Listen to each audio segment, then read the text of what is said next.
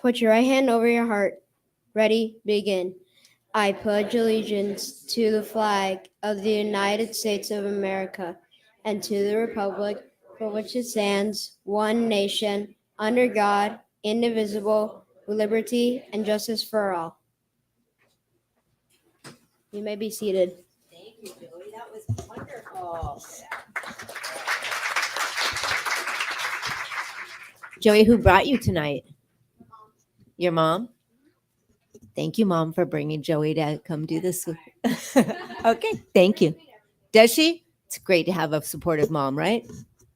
Good for Mom. Did you say Happy Mother's Day to her? When was that? A couple of days ago? Did you treat her really well? Yeah, we went to go eat sushi. Good for you. There you go. Okay. Oh, that was very respectful of you. Very nice. Okay. So we're going to move right into our recognitions this evening. It always is a wonderful time when we can recognize our staff members for going over and beyond and really serving our children in our district, our students. So we'll start with, first we're going to start with a speech and debate video. And Julian, Dr. Lee. Good evening. Good evening. Did somebody turn that off? All right. Hello, testing. Got it. Okay. Good evening, President Berryman, Board of Trustees, Superintendent Dr. Bob Pleka, fellow cabinet members, as well as guests. Welcome to tonight's board meeting. We are so happy to highlight our speech and debate program tonight. Coincidentally, we have consent items to renew our contract with Advantage Communications, as well as to offer summer programs for speech and debate. With that, without further ado, I want to recognize Emily McDougall, who is our program coordinator for educational services. She will be taking over the mic to introduce this next part. Thank you and good evening. I'm eager to introduce this video that was put together with some fine individuals that are part of the FSD Speech and Debate Program. We have a few of them joining us tonight for this premiere. Pam Keller is one of our teacher coaches in the back. You can stand up. Yeah. We have Linda Wingfield's actually our coach at Parks, and Linda Wingfield is the teacher coach of the year, so we can acknowledge that for sure. Yeah. And we have some students that are here tonight that were featured in this video. One in particular who's not here because they are actually there filming at Nicholas for the National Speech and Debate Tournament, go figure. So Joey, who led us in the Pledge of Allegiance so brilliantly, yes. And Molly from Ladera Vista. Thank you, Molly. We also have Pamela. I believe Pamela Zanell is here as another coach. Yeah. Pamela Zanell. She's not in the video, but she is an important member as a teacher coach at Hermosa Drive. So thank you.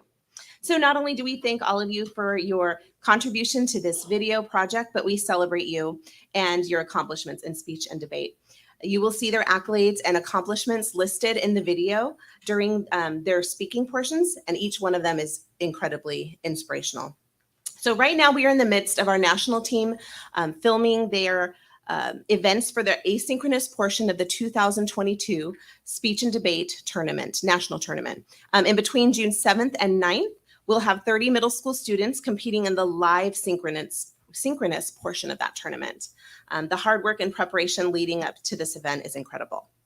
Next month, we are going to host 160 students in person at Pacific Drive for our speech and debate camp, giving our students more opportunities to develop their public speaking skills and have some time to build relationships and build community, which is much needed after these last couple of summers.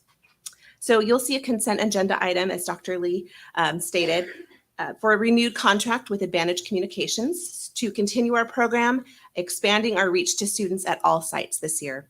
We look forward to moving ahead, connecting students with their passions for advocacy and communication, and we really look forward to bringing home some more national titles as well. So thank you for your continued support and for our students in this endeavor. So without further ado. Speech and debate is speech and debate is a space and an environment for you to really figure out what it is that you want to say in this world. It really is a space to enhance your creativity, your critical thinking skills, your research skills, to put together a case of the things that are important to you and figure out like how is it that you want to deliver that message to whatever groups of people. And there are skills that you build here that you take with you for the rest of your life. Really what it does is it builds confidence in kids. They come in, they find out they have to memorize like pages and pages of stuff. And they'll tell me, I don't know how to memorize that. There's no way I can do this. And pretty soon they're doing it and they're getting up in front of people and speaking. There's all kinds of events, but mainly there's like 3 categories. So there's limited preparation, there's platform, and then there's interp. So interp is more like acting, those kind of events. Platform is more like your formal, probably what you think of when you think of public speaking. You know, maybe you're giving more of an informational speech, telling someone about a topic or encouraging someone to act on something that's maybe not right. I joined speech and debate mainly to widen my vocabulary and to just interact with more people. I didn't want to join at all. So my mom was like, Costa, you have to try. It's going to be really fun. So I was like, fine, I'll go to one meeting. And then I just fell in love with it. So I couldn't really stop once I started.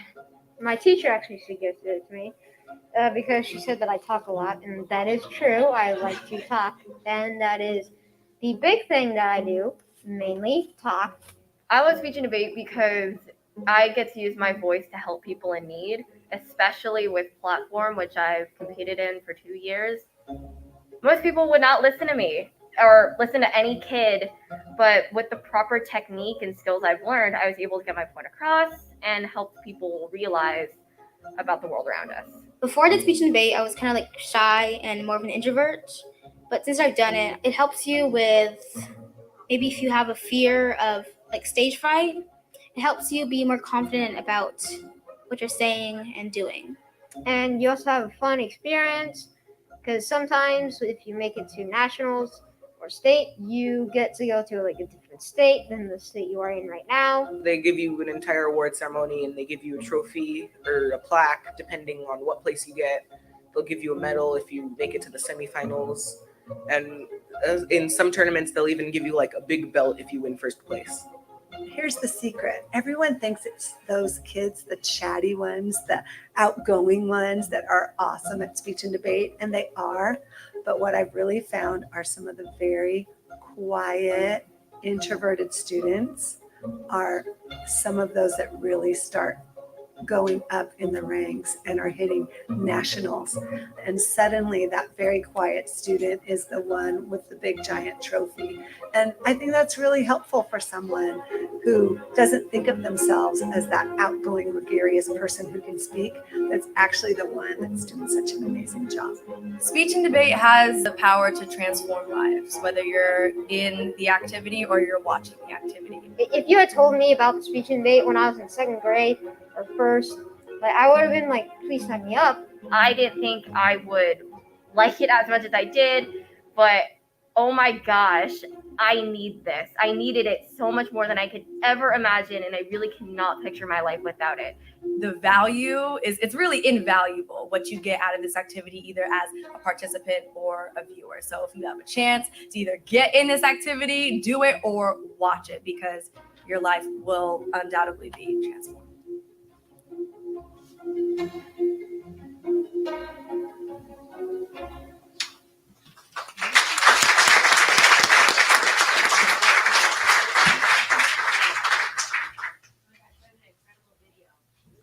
It's an incredible video. I speak, I'm sure, for our board, how much we appreciate all the time and effort that goes into this program. When you talk with students that are in speech and debate, you know you're talking to students that are in speech and debate.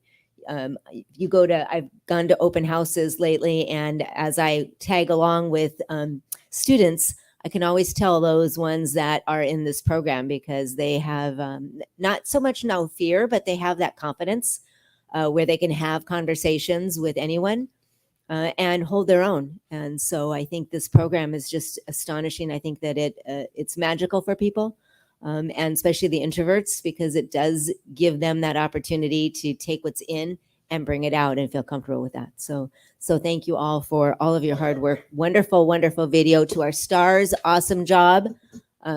Thank you. Yes.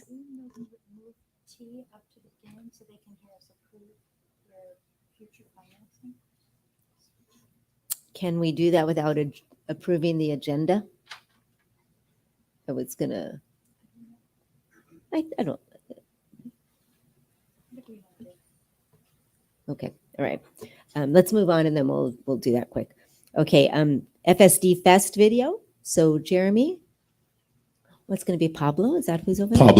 Pablo, Mr. Diaz. Good evening, President Berryman. Good evening, Executive Cabinet, Dr. Pletka, Board of Trustees. Have you ever done something that you get lost in and you love to do, and you just spend minutes, hours, days thinking about it, doing it? That's exactly what happened on April 1st and 2nd at Cal State Fullerton at FSD Fest this past month.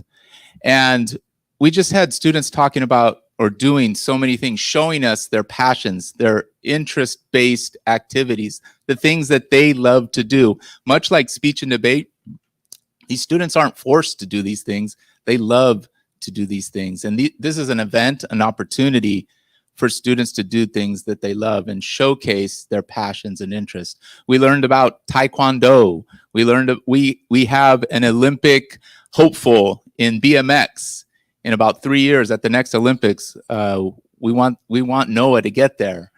And there's so many stories just like this across our district, and we're very fortunate to work with these students day in and day out.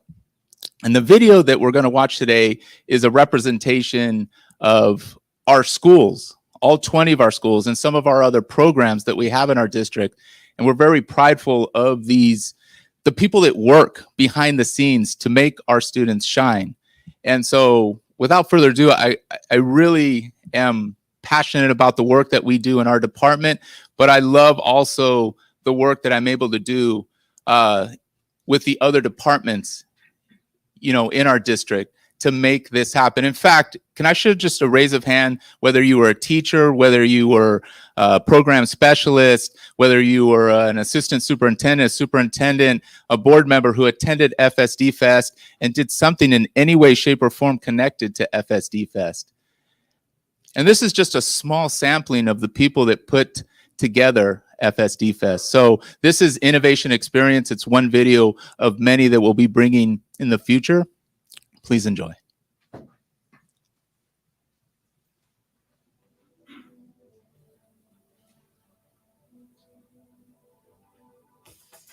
Innovation Experience is a chance to show off the fun, exciting, innovative work that their kids are doing in their schools. And to see that partnership between schools, kids, teachers, and families come together here was really refreshing. It was very exciting to talk to them and to be able to engage with them one-on-one and let them share what they're so excited about. I saw all the creative ideas people had that I would have never thought of. I saw a garden experience, I saw art experiences, and in partnership with their leaders, their teachers, and their administrators, really that partnership came through strongly. I think it's important because it helps schools and principals and kids connect. It can help you learn about new things and new ways to think about your community.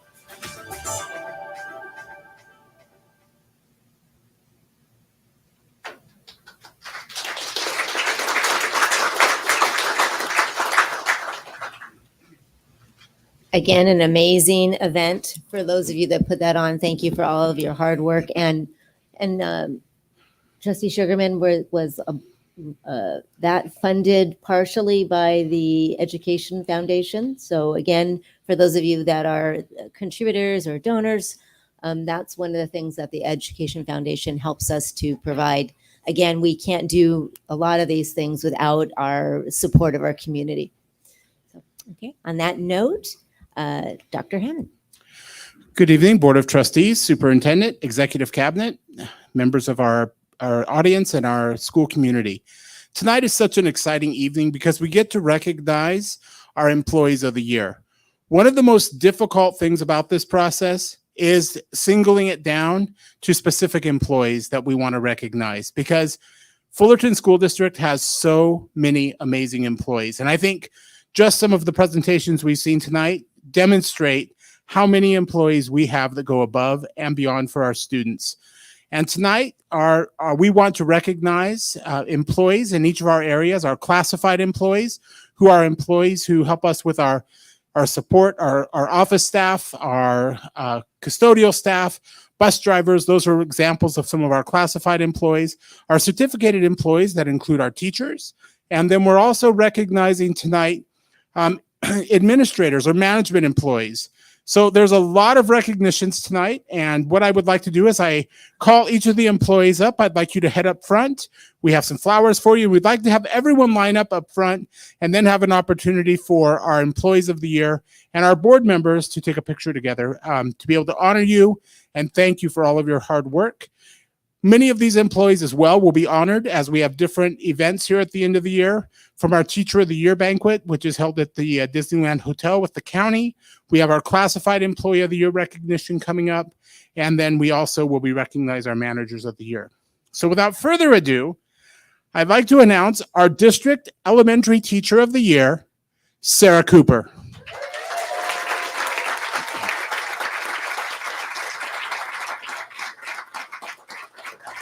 Sarah is a kindergarten first grade teacher from Richmond School. And as you saw from the speech and debate video and many other things, Sarah is everywhere. You can't go anywhere at Richmond and not hear Sarah Cooper's name. So thank you, Sarah. Please head right up front. We want to put you right in the front there. And more will be joining you. All right, we have our District Junior High Teacher of the Year, Linda Wingfield.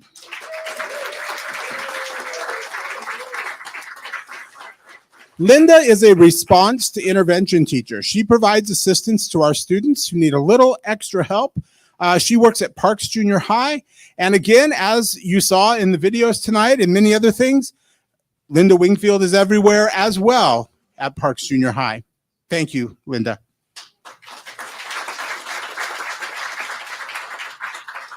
Next, we'd like to recognize our Classified School Employee of the Year, Araceli Hernandez.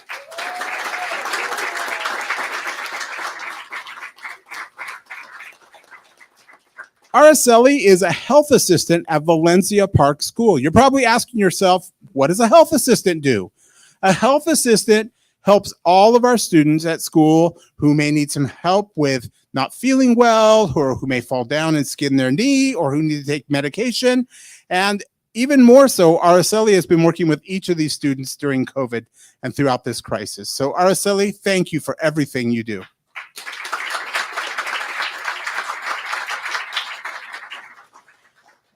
Next, we'll be recognizing our Certificated Management Employees of the Year. And this year, it was a tie. We had two employees. We couldn't decide between two. So tonight, we're going to be recognizing two. Our first Certificated Management Employee of the Year is Julie Brandon.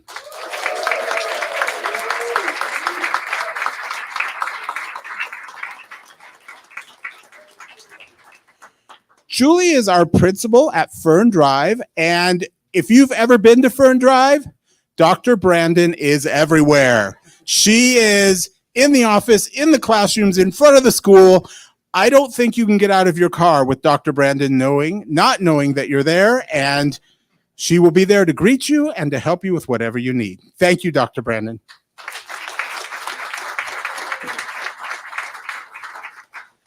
Next, I have Laura Makeley.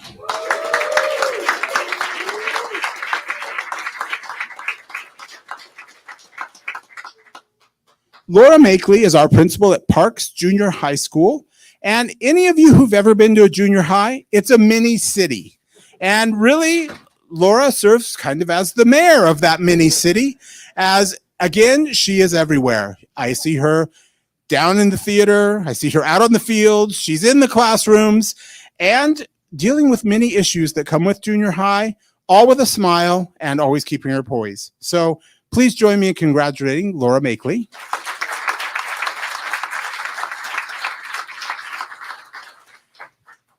And our final management employee we're going to recognize tonight is our classified management employee, who is Lori Bruno. Now, you're probably saying to yourself, wait a minute, this doesn't look like Lori. This is a true definition that it takes a team to accomplish what we accomplish here in Fullerton. Lori was unable to join us, but her family, her husband Ron and her daughter Eleanor, joined us in Lori's stead. And we are so happy that they're here tonight. They represent to us that Fullerton is truly a family. Once again, I would like to thank all of our employees in the Fullerton School District for everything they do. This was so hard to narrow everything down just to this group of employees. But tonight, we particularly want to thank each and every one of you for everything you do for our students. We know that you put in countless energy and effort and time and late nights very frequently. So thank you, and we're so happy to honor you. If I could ask our board to come up, and we'd like to take one other picture with our board and our employees of the year.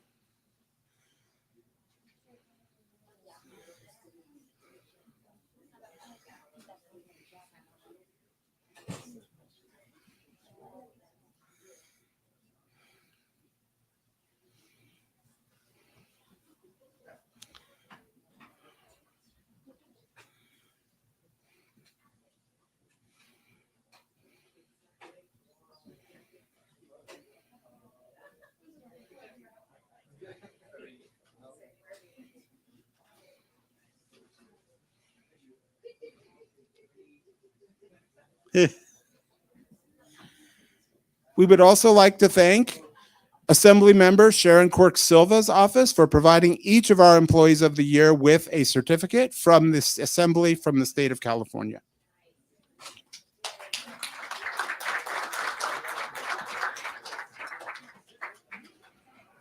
Thank you all, and wanted to provide you with the opportunity in case you want to slide out. Feel free, you may want to go grab dinner.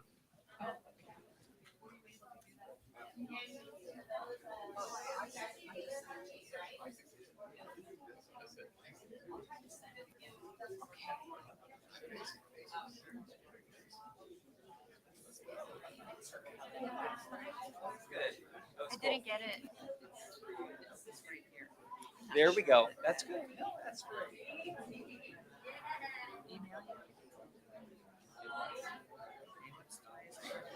Oh, come on.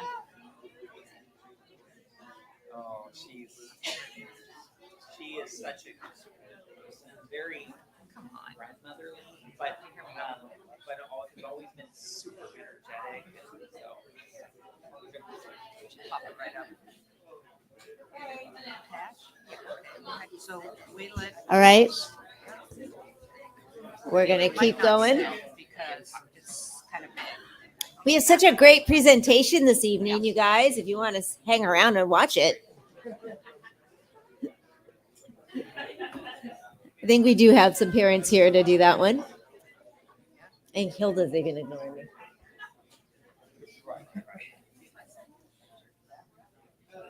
Picture will.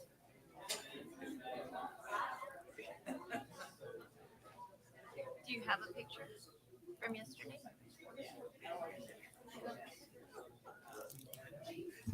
Okay.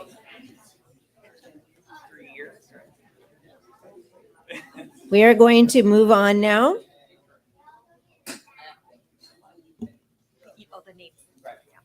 We're gonna adjust a little bit, but for right now, we're gonna continue on with our agenda. Superintendent's report, Dr. Bob.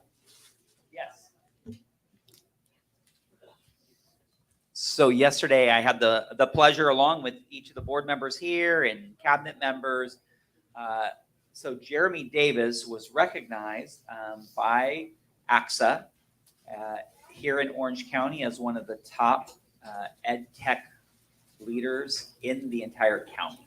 And so we were fortunate enough, and his speech was very gracious and humble, and he acknowledged really the work of, first of all, his own staff, the support of teachers and classified, the support of principals and the support of the board and really the whole district. And it was just a proud moment for us all. And I think sometimes awards, it is for sure for the person, but award acknowledges the community that that person represents. And so it's also an honor and a recognition, in this case, to his entire department, IIS. So I want to give Jeremy, but also his entire department, a big round of applause for the good work they do.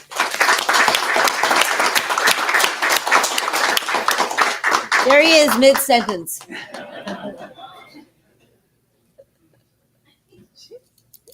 All right. Thank you. All right. Information from our Board of Trustees. We'll start with Trustee Meyer. Oh, thank you. Well, I did have a little video, but he's probably just as happy that didn't show up. Great speech. Thank you. And you well deserved. Tonight, I would like to give a couple of kudos, and one is to somebody who's very special to this board and comes to all our meetings. And as long as I've been a board member, this person has been at every meeting. And they aren't a board member. They are a community member doing some fabulous things. And I'm going to ask her to stand up.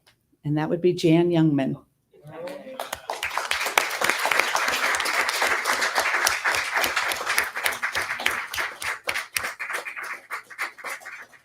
And for those of you who don't know, she writes for the Fullerton Observer, and she tells about our board meeting every time. She sits through countless hours of public comments and the business that we have in hand. So thank you very much, Jan. Love being a friend of yours, and thanks for everything that you've done for us. Yeah.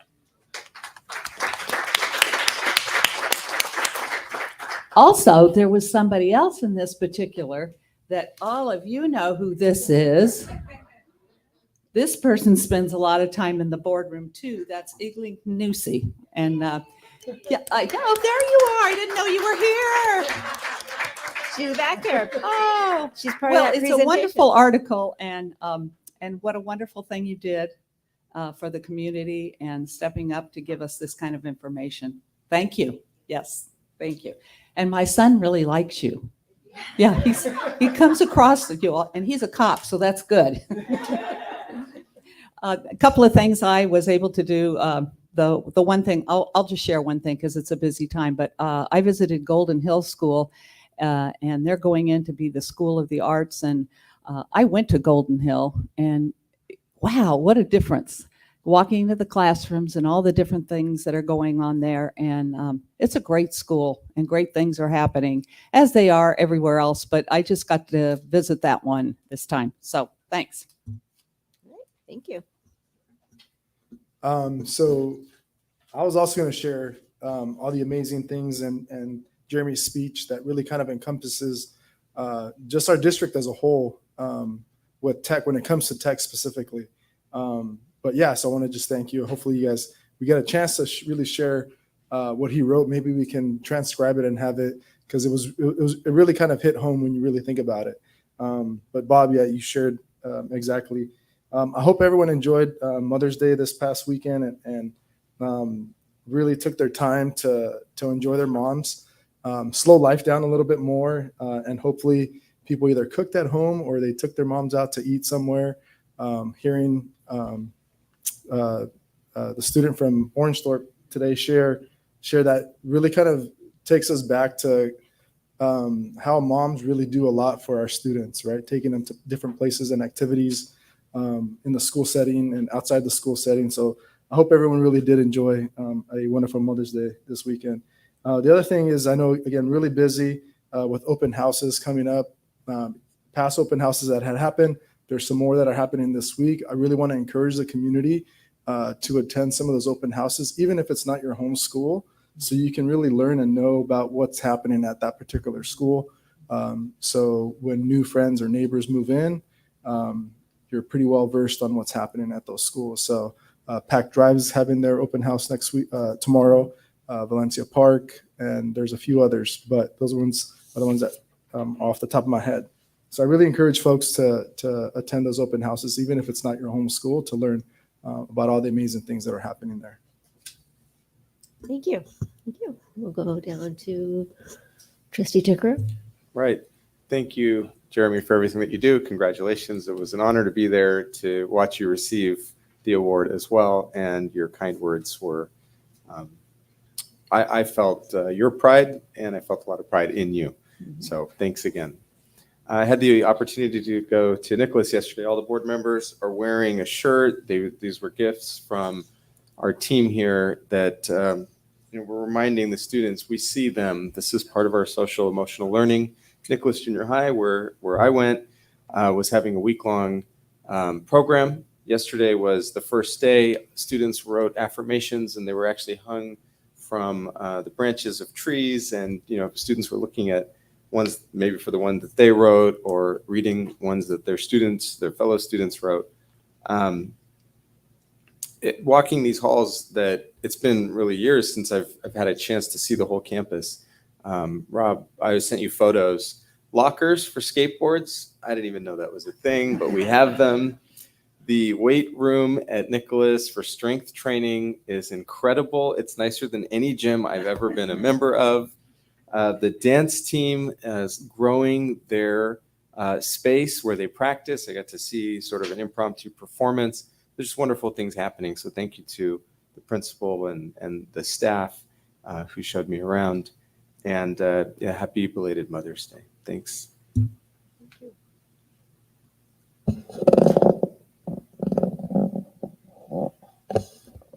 Whoops. I was so sad to miss the last board meeting. I was with my family on vacation. That was their break from the semester. And so I felt super guilty when I returned. So I visited Nicholas, Hermosa Drive, Fistler, Valencia Park, Maple, and probably other schools I have forgotten right now.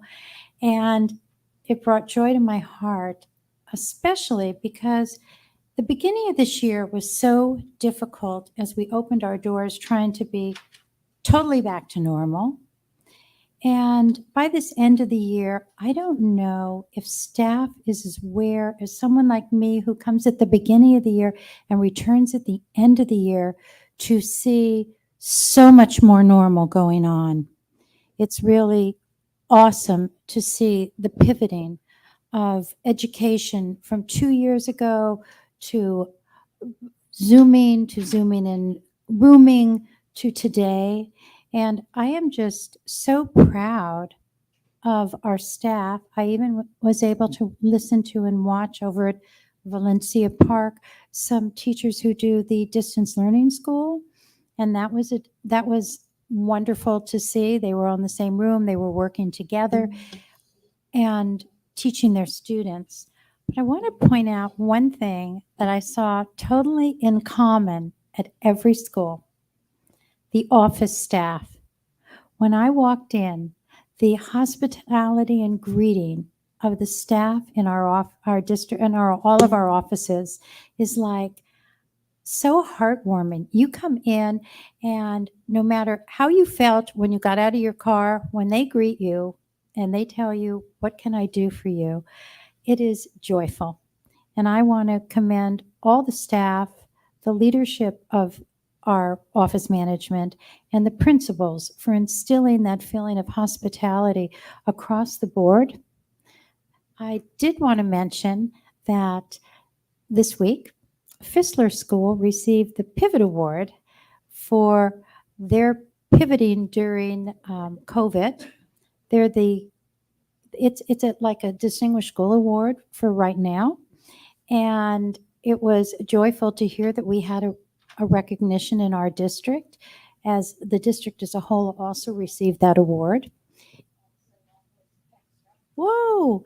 And then I saw something I've never seen before, and I want to share it with all the principals. At Valencia Park, they take their poles that hold up their walkways, and they've been painted like pencils. And when you come out the door from your classroom, there is a quote that the teacher wants you to think about. And it's on every one of those poles that lead out of the classrooms and in the playground. And some of them are great: verb, noun, adjective, adverb. Others are kindness quotes. And I've never seen polls used that way before. So I just want to sort of spread that. That's part of the fun of going to lots of schools. I know all of us have special, wonderful things. And in the past 2 weeks, we've only had the Needlework Guild luncheon, which Bev did an amazing job. She is the co-president of the Needlework Guild. And they, for those who don't know, supply clothing for people who have babies and don't have much means. They also supply diapers for those children, a whole layette, I would say, right? Actually, it's outfits. Complete Outfits and layette. for adults and children in need. And they also supply clothing for students who need clothing. So they're a wonderful partner for our school district, and we are blessed to have you do that for us. We had bus driver appreciation week, and that was super good, especially when you go there on the proper day. You get cookies from Schools First. So they had chocolate chip cookies, they had a barbecue, they had wonderful things every day. And thank you to our bus drivers, because we all know how important it is for the safety of our students. Later tonight, we're going to see a safety report that was taken from parents, and our bus drivers play a key role in people feeling safe. And not to mention the PTA year-end luncheon, which was also wonderful and touching. It really tells us the year is coming to the end and all the things they've done. But most exciting of everything, Jeremy, it's you. When he spoke last night, I had no idea his passion and his love for our district, and it warmed my heart, and his leadership skills. And Jeremy, I'd hire you again. You're awesome. Thank you. Okay. All right. Thank you to my board members for that. I'm definitely I'm going to add two things. I'm going to piggyback on that. And I think what was striking about your speech, and I think what touched with me, is that when people are recognized, they get up and they thank people that got them there, and they thank their mothers and their, past mentors. And I think that Jeremy's speech went beyond that. It went to the point where this is a district accomplishment. And you just so happen to be the leader of that position, and being able to do those things for our district and be part of a district that was innovative. And I think that that's what it came off, is that you showcased what our district does as opposed to just you. And I think that was a little different from what we had seen. And I think that's what was remarkable, at least to me, about your speech. So thank you for recognizing everyone in our family, and making sure that people knew what we did, and we did it as a team, and it wasn't just a one person doing it. So thank you very much for that. The other thing I just wanted to add is it is open house season. And I know that some of you, I don't know, but maybe some of you have gone to different open houses. Maybe you have students in different schools and have had opportunities to go to different open houses. But as board members, we try to, hit a few. And I love the fact that all of our schools are so different. The students at each school, the community at each school has its own flavor. And I think for Fullerton, that's a wonderful thing, because that gives our students and our families choices in what schools can highlight. And not one school could be for everyone. If one student wants to be go into the arts, we might have a school that's geared towards that. And I think that each school just offers its own climate and its own personality. And I appreciate that. And I thank all of our staff who make those things happen and make our schools a warm, safe place for our students and our families. Because when you do go to open house, that's what you feel. You feel the sense of community, you feel the sense of accomplishment, and you feel the sense that everyone there loves it, and that's their place. That's their safe place. And that doesn't happen alone. That happens because we have caring office staff, we have caring teachers, we have caring classified, that everybody on that campus cares about students. And that's what shows when we go to open houses. So I just wanted to add that to my fellow board members as we go through this process. So moving on, information from our associations. Who are we going to go first? DLAC. Yay! Look who's here.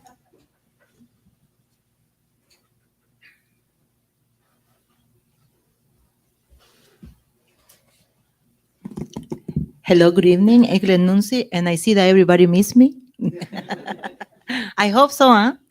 I'm very happy to be with all of you. I congratulate all the beautiful moms that celebrate this Mother's Day. And today is Mother's Day for a lot of our Latinx moms.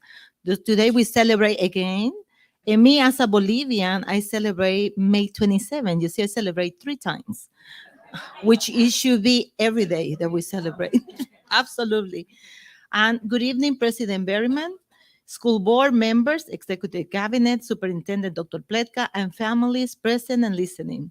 Thank you to the educational services team for going every school site to have a table talk regarding cultivating diversity, equity, and inclusion. Parents enjoy listening to individual stories regarding personal journeys and the resilience of their cultural backgrounds. The time spent with leaders' parents was not just about listening to our stories, but integrating our diversity into schools learning. DLAC families are so thankful to the board for the continued support to all our students. We appreciate all the hard work going into the planning of the summer learning opportunities for all our students, which are very needed. We will have extended school year, GATE, speech and debate, extended play, and much more. We would also like to thank Dr. Julian Lee, Dr. Erlinda Soltero Ruiz, Nadia Williams, Alma Mata, Abraham, and all the team. They always support the DLAX meetings.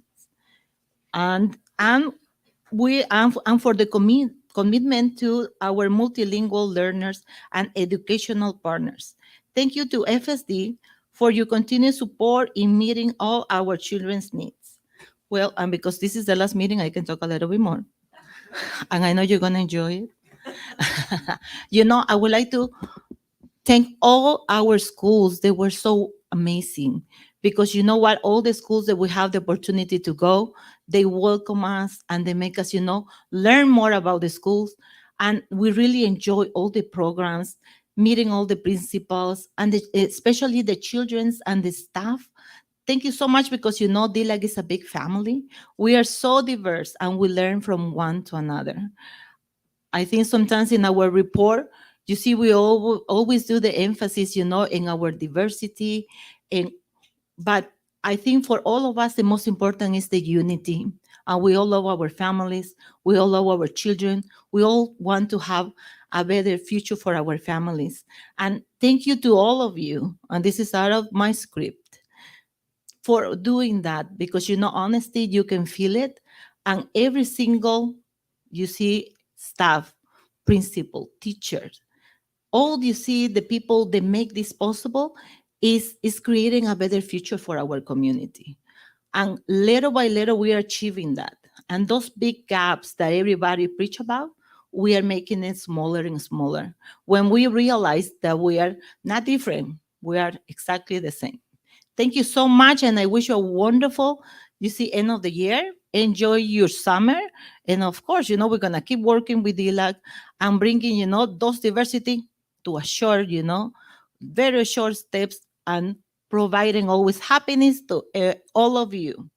And thank you for missing me. I love you all.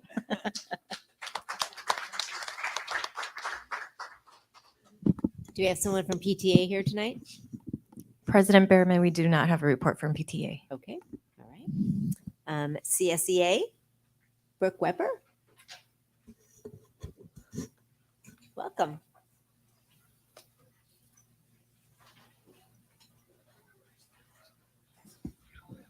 Hello. Getting a nice hot swap.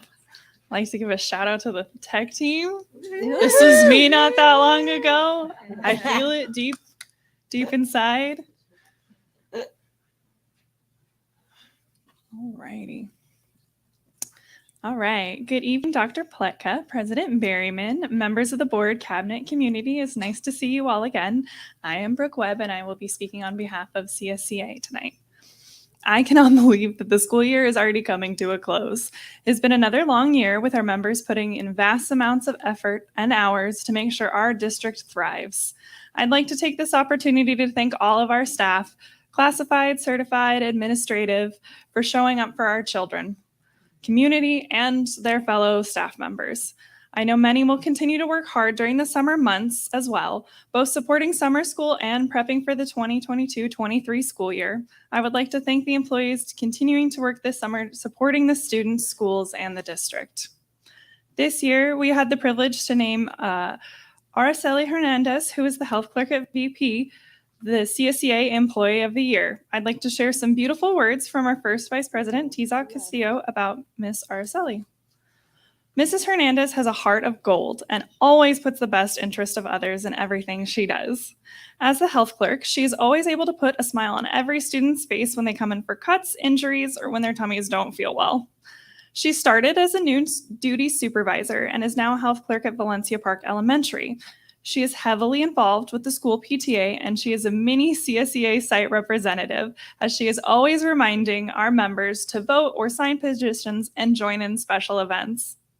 Her children went to Valencia Park and are now members of CSCA as they joined the FSD family. Mrs. Araceli's number one priority is the safety and well-being of the students. Whether she is monitoring the car line, attending to the students in the wellness room, or assisting with various activities, Araceli is always mindful of the students and looking out for their best interest. She is dependable, committed to her job, professional at all times, and leads with a caring heart. She makes great connections to our community and school. Please help me congratulate Miss Araceli as our CSCA Employee of the Year for 2022. Yay, she left. We did. It was so nice to see her get the flowers and the recognition. Many thanks to all who helped send out messages to make sure our members were well aware of the social emotional learning 0.5% stipend. Emails, automated phone calls, and even personalized phone calls were made. One member I spoke to said that I was the third person to call her that day, and she was overjoyed to hear how loved and well taken care of she was. We were able to reach so many of our members to make sure they kept the stipend available to them. Next week, May 15th through the 21st, is Classified School Employees Week.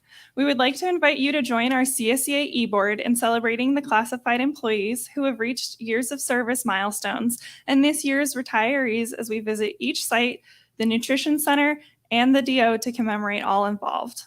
Please take this opportunity to honor those who have given years of their service here at the Fullerton School District. Just to highlight a few, Patty Smith from Nicholas Junior High is celebrating 35 years.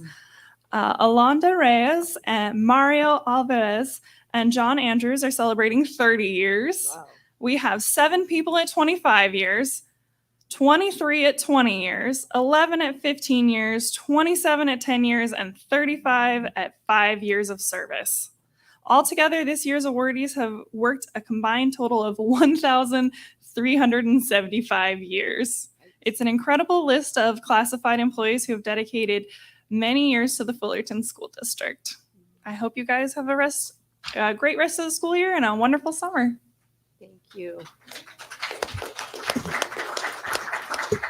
You're making it sound like we're almost done, but we have so much more we have to do. I'm so exhausted. All right, Fida, Mark.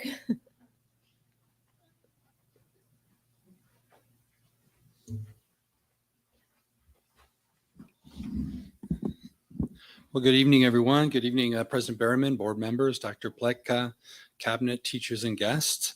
Before I start, I want to go ahead and say, thanks and congratulations to all of our employees of the year, Sarah Cooper from Richmond and Linda Winfield from Parks, and also to Jeremy Davis. It sounds like you did a fantastic job yesterday. Congratulations. Well, here we are again at the end of the school year. It's been an incredible and challenging school year, to say the least. We are at that time again when most formal testing is done or wrapping up, and teachers are beginning to plan for some traditional year-end activities, such as open house, track and field day, student-teacher softball or basketball games. We also have promotion ceremonies to plan for, some great cumulative year-end activities or projects. Our students have made great gains this year, both academically and socially. Some of our students have quite literally transformed before our eyes as they began the year covered in masks and sometimes hoods too. And they have physically grown in front of our eyes with faces now, smiling faces. And they seem to have blossomed into more mature students now. And they are now, many of them, beginning new chapters at junior high. I'm sure many of our 8th graders are also excited and prepared to leave FSD and begin their high school experience. Last week was also Teacher Appreciation Week, and Friday was Nurse Appreciation Day. Nurses and teachers have been celebrated by the FSD Board, FETA, their PTA, students, parents, and by their administrators. Our teachers and nurses have done an amazing job this year being flexible, addressing the needs of our students both academically and socially during one of the most difficult years in history. Though FSD has many unique programs, I would like to remind us all that the single most important factor in student growth is a conscientious, nurturing, respected teacher. Happy teachers make happy, engaged students. Engaged kids and students grow and make academic and social progress. FETA would like to thank our wonderful teachers and nurses for nurturing and teaching our students.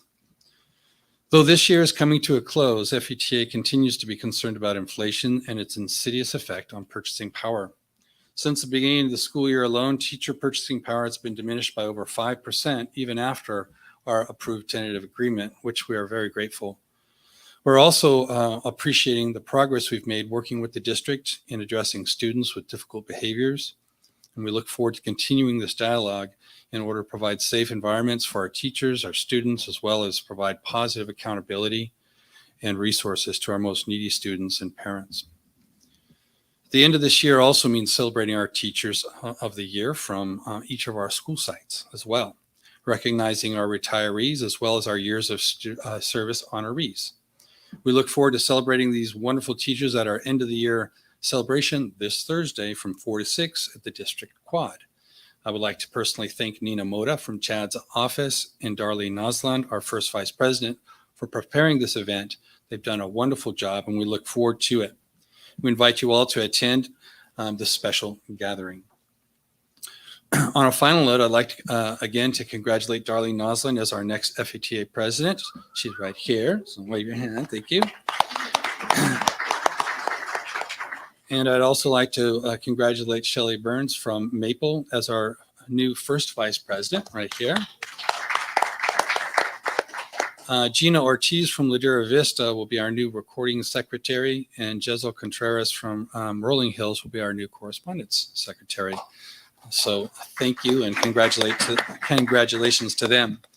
Another big thank you also goes out to Pamela Zanell, her name again, who will carry on as our fearless FETA bargaining chair.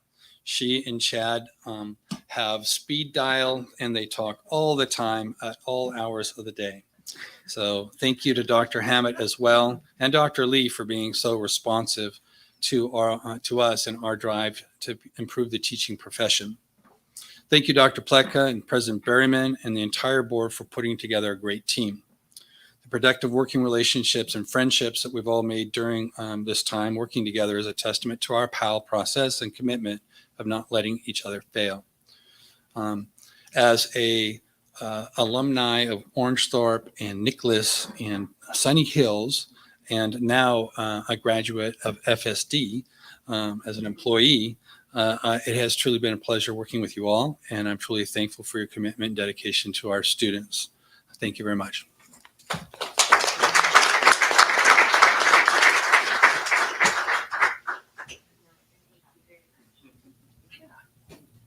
Vesma? Mark, do you still have the rest of the school year before you're still going to be reporting, or are you? Okay, good. Okay, good evening, President Berryman and board members and Superintendent Pletka and cabinet members. My name is Dr. Robin Gilligan and I am our FSMA president for the administrators. and management team. And I'm going to be short tonight. We are still going strong. Nothing is changing for us. I hear you when you say the year's not over yet, and it's not for us.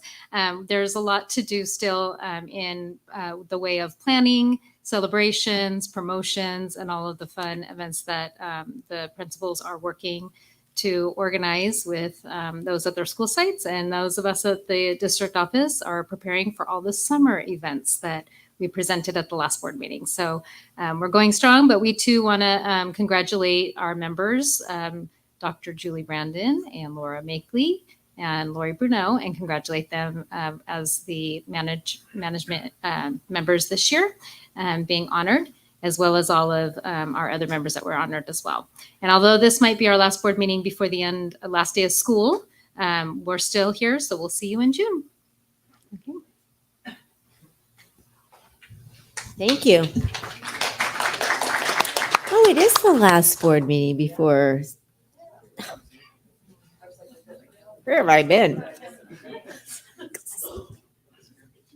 I'm sorry, you guys. Do we have any public comments? No public comments. Wow. Okay, so with that, we will move on to approve the minutes from the April 26th, 2022 board meeting. I move to approve the minutes. Second.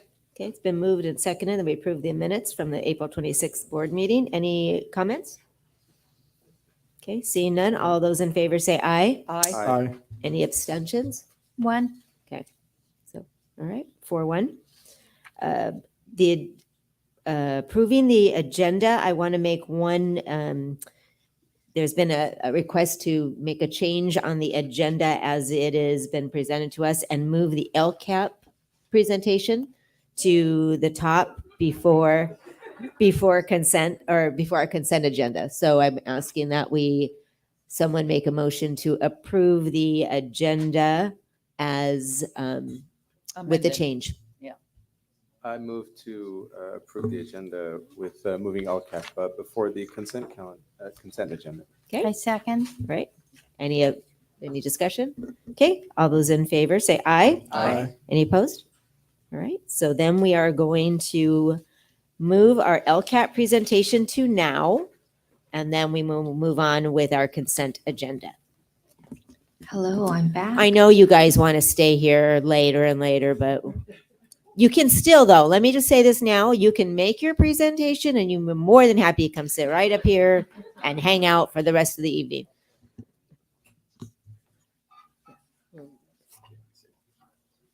President Berryman, I believe on the agenda is the public hearing. You want to do that after the LCAP? It's before the consent. It's public hearing for the developer fee item. Okay, let me find that. We could do that first since it'll be quicker. Time out for one moment. Where is for the? Yeah. Is that on this note right here? Discussion action? No.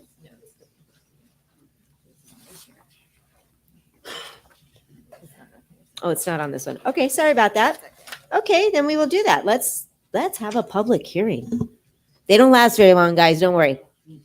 Okay, so we are going to have a public hearing to allow the public comment regarding the adoption of Resolution 21/22-16, approving and increase in statutory school fees imposed on new residential and commercial industrial construction pursuant to Ed Code 17620 and Government Code Sections 65995. Is that you, Dr. Cockaloop? That is correct. President Berryman, Board of Education, Dr. Pletka, Cabinet, and guest. One of the items on the agenda tonight is an item to resolution to increase the amount of fees on the developer fees that are charged on residential, commercial, and industrial new construction. And as part of that process, a public hearing needs to take place prior to that. And that is what this item is right here. Okay. So if there's Do I have any public comments on that item? Okay, Sure. If inflation is continuing at the rate it has been over the last few months, it will be helpful to our district to approve this possibility of gaining more money for future construction. Thank you for bringing it forward.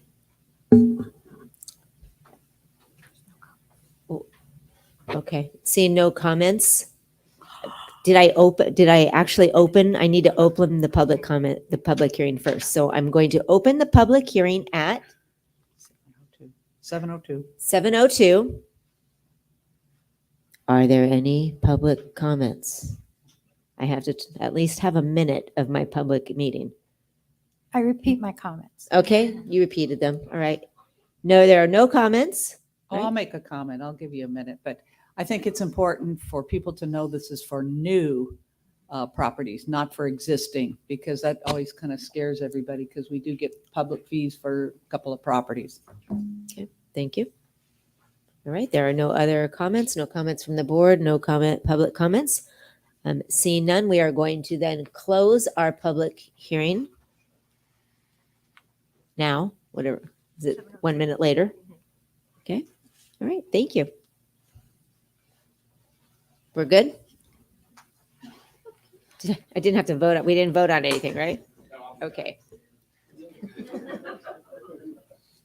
All right. Now we can go on to our LCAP presentation. Thank you. Board of Trustees, Executive Cabinet, staff, and guests, we have a very important presentation for you tonight on the LCAP, which stands for the Local Control and Accountability Plan. Just a big thank you to our LCAP committee represented by all of our associations, FETA, CSCA, FESMA. We have assistant superintendents and associate superintendents also sitting on that committee as well to provide input.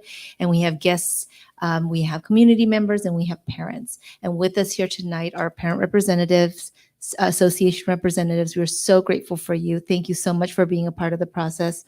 Just a giant kudos to Phil Ling, Program Specialist of Educational Services. He is transitioning into the role of LCAP Master and Lead. So I would like to hand the mic over to Phil Ling. Yay, Phil.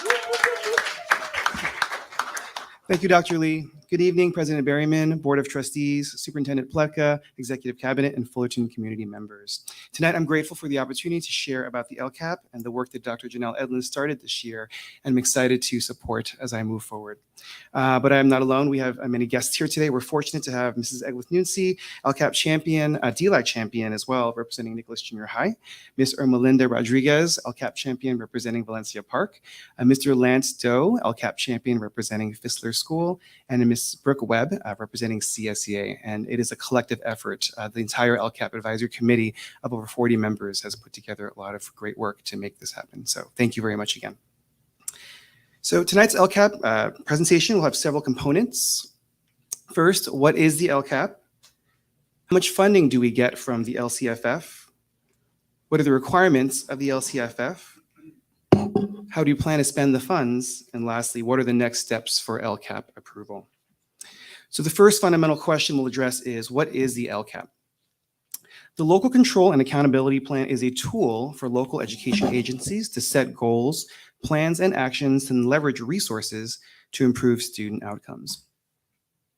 Secondly, the LCAP is a requirement of the LCFF, which is the Local Control Funding Formula. LCFF funds every student in California at the same base rate. Secondly, districts receive another layer of funding for the following student groups: English learners, foster and homeless youth, and low-income students. These groups are also considered unduplicated students, meaning that if they're in one or more of these groups, they're counted once in the calculation. The third layer of funding is concentration funding, which is given to districts that serve 55% or more unduplicated students based on a 3-year average.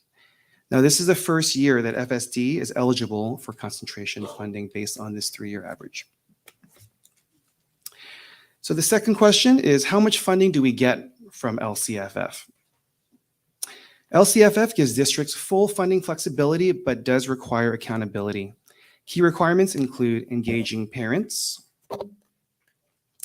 teachers and staff in the development of a strategic plan for how we're going to use this funding to address 8 state priorities for LCFF funding.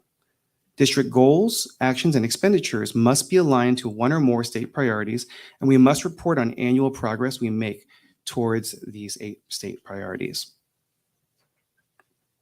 Approximately 11% of LCFF and FSD is calculated by the number of unduplicated students, which means that in addition to strategic goals and actions for all students within the base funding, this additional funding is dedicated to increasing services for this particular student group.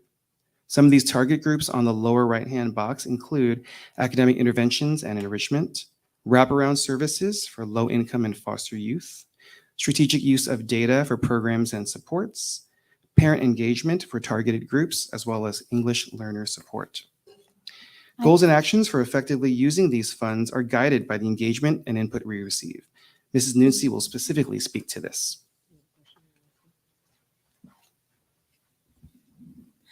Thank you, Phil. And I would like first to say that I appreciate so much working with Phil Lin. He is so organized. That is the man that I need in my life. He's a great partner and so kind and always eager to help. Thank you for your kindness, Phil. I really appreciated working with you. And you see, I'm Makeley Nuncy, a very proud mom of my beloved daughter, Juliana, and representing the 20 schools that we have in our district, and a very proud champion, our wonderful junior high, Nicholas. And of course, I would like to I'm very grateful to all the people that participate in the Lcap because they came, a lot of us, we come straight from work and we have an amazing dinner waiting for us. And I thank you for that because you know what? It helped us to a lot of our single moms that we have. We are here supporting our district because, our children are worth it, all the sacrifices. And of course, we'll be with all of you. It makes us better person and helping our community. And like you see, our requirement for Lcap is being transparent and engaging educational partners in the planning. First, our FSD established an Lcap Parent Advisory Committee, an English Learner Parent Advisory Committee, a process for students' voice. In particular, the Lcap committee contains a champion for learning parent rep from each school, allowing for greater participation. Second, FSD consults with the following groups: principals, parents, guardians, teachers, the Orange County Special Education Local Plan Area Group, FIRA, and CSEA, and other school personnel. As you can see on this slide, FSD brings together representatives from all required groups to form the Lcap Advisory Committee. You can see the parents are represented from several different groups. We also have a voice from each collective bargaining unit for each department in the district, and also from our Integral Foundation partners. Together, this group was made up of over 40 members. For our fourth meeting, we look at feedback from this year's student, parents, teachers, and staff survey, along with block party feedback. We also look at recommendations last year advisory committee. Using all that input, we made final recommendations on goals, actions, and services for next year, which we will discuss later in this presentation. Thank you so much. Thank you, Mrs. Nuncy. So the 8 state priorities can be categorized into 3 domains that include conditions of learning in the blue, pupil outcomes in the purple, and engagement in the red. Conditions of learning refer to actions that we ensure are providing safe and well-maintained schools, highly qualified teachers, access to rigorous curriculum that's aligned to state standards, and classes that provide a broad course of study. Pupil outcomes refer to actions the district is taking to measure and improve student achievement in core content such as language arts and math, as well as how we're measuring progress in other content areas such as PE, history, science, and electives. And the last domain, engagement, refers to actions and services providing engaging learning experiences and promoting positive social emotional health and well-being for our students. It also refers to how the district is promoting access to parent involvement in student learning and school site decision-making as well. Within these 8 priorities are also the local indicators that each district is required to report on annually, as you can see with the items marked in the red boxes. The next set of slides provides a glimpse of all 3 domains and a goal analysis for each of the 8 priorities. For the first priority involving basic services, you can see that Fullerton School District has met 100% compliance in teacher assignments and credentialing. Second is student access to instructional materials. And lastly, facilities meeting the good repair standard. Now, each of these priorities is measured annually through the Williams audit, which FSD has met in the fall. The second priority involves the implementation of state standards as reported on the California dashboard for school districts. Each of the categories shows a range of 1 through 5 based on its stage of implementation. A 1 is at the exploratory and research level, and then a 5 is at the full implementation and sustainability level. And each of these 5 domains are the ones you'll see on the dashboard. The first one is professional development, where FSD averaged 3.4, with full implementation on most content areas. History and social science was the one area that's in the initial implementation stage, and that's due to our adoption. The second area, instructional materials, averaged 3.6, again with history and social science being the one where we're moving into the adoption phase. The third is policy and program support, which averaged 3.6. FSD is within full implementation for language arts, math, English language development, and next generation science standards as well.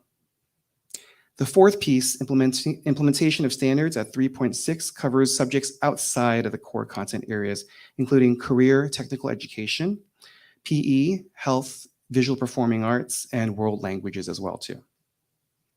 And last is engagement of school leadership, which involves meeting the professional learning needs and staff development needs of our teachers. And FSD averaged 4.7 out of 5 on that 5-point scale.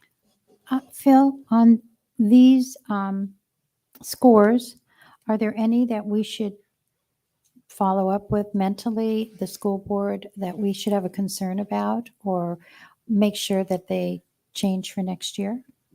I think the history, social science piece is one to keep an eye on for next year. I think as we see it move into the next phase of beginning implementation, I'm sure you'll see that that average will rise. It's not based on criteria necessarily for a survey. It's more kind of where we are at on the progression. So that's how I kind of look at that data from the dashboard. Thank you. I would jump in there too and just say that the professional development is an area through the last couple of years, while Zoom can work, it's not the most effective professional development.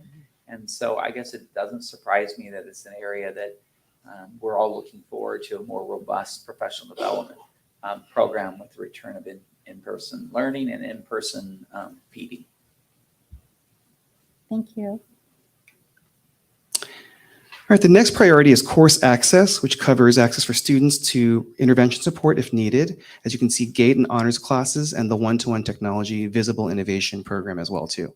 And it also involves a broad course of study. So you can see that we have STEM and robotics experiences, middle college courses, computer science education and pathways, and also visual and performing arts classes. And the next piece is student achievement, which I believe Sung Chi, our Director of Educational Services, presented on at last month's board meeting. You can see here that there are positive differences in percentile scores between the iReady diagnostic in the fall of 2021 compared to the one in this past spring. In language arts, our English learner subgroup increased its percentile score by 4 points, 1 point higher than the overall student average. And in math, our English learners and our economically disadvantaged students and special ed students had a higher percentile increase than students overall as well. Just something worth noting there as well on this slide. The next state priority is other student outcomes, which addresses other indicators of student performance in required areas of study. Fullerton School District's actions for this priority include the Pathfinder program, dual language academies, student showcases such as the recent STEM Nation and FSD Fest events that we had that was referenced in the video as well. Pathways offered by school sites, the early childhood program, and also expanded learning offered by Encore, which I believe you'll hear from tonight as well. Now, Mr. Lansdale will speak on the next 3 priorities centered around engagement.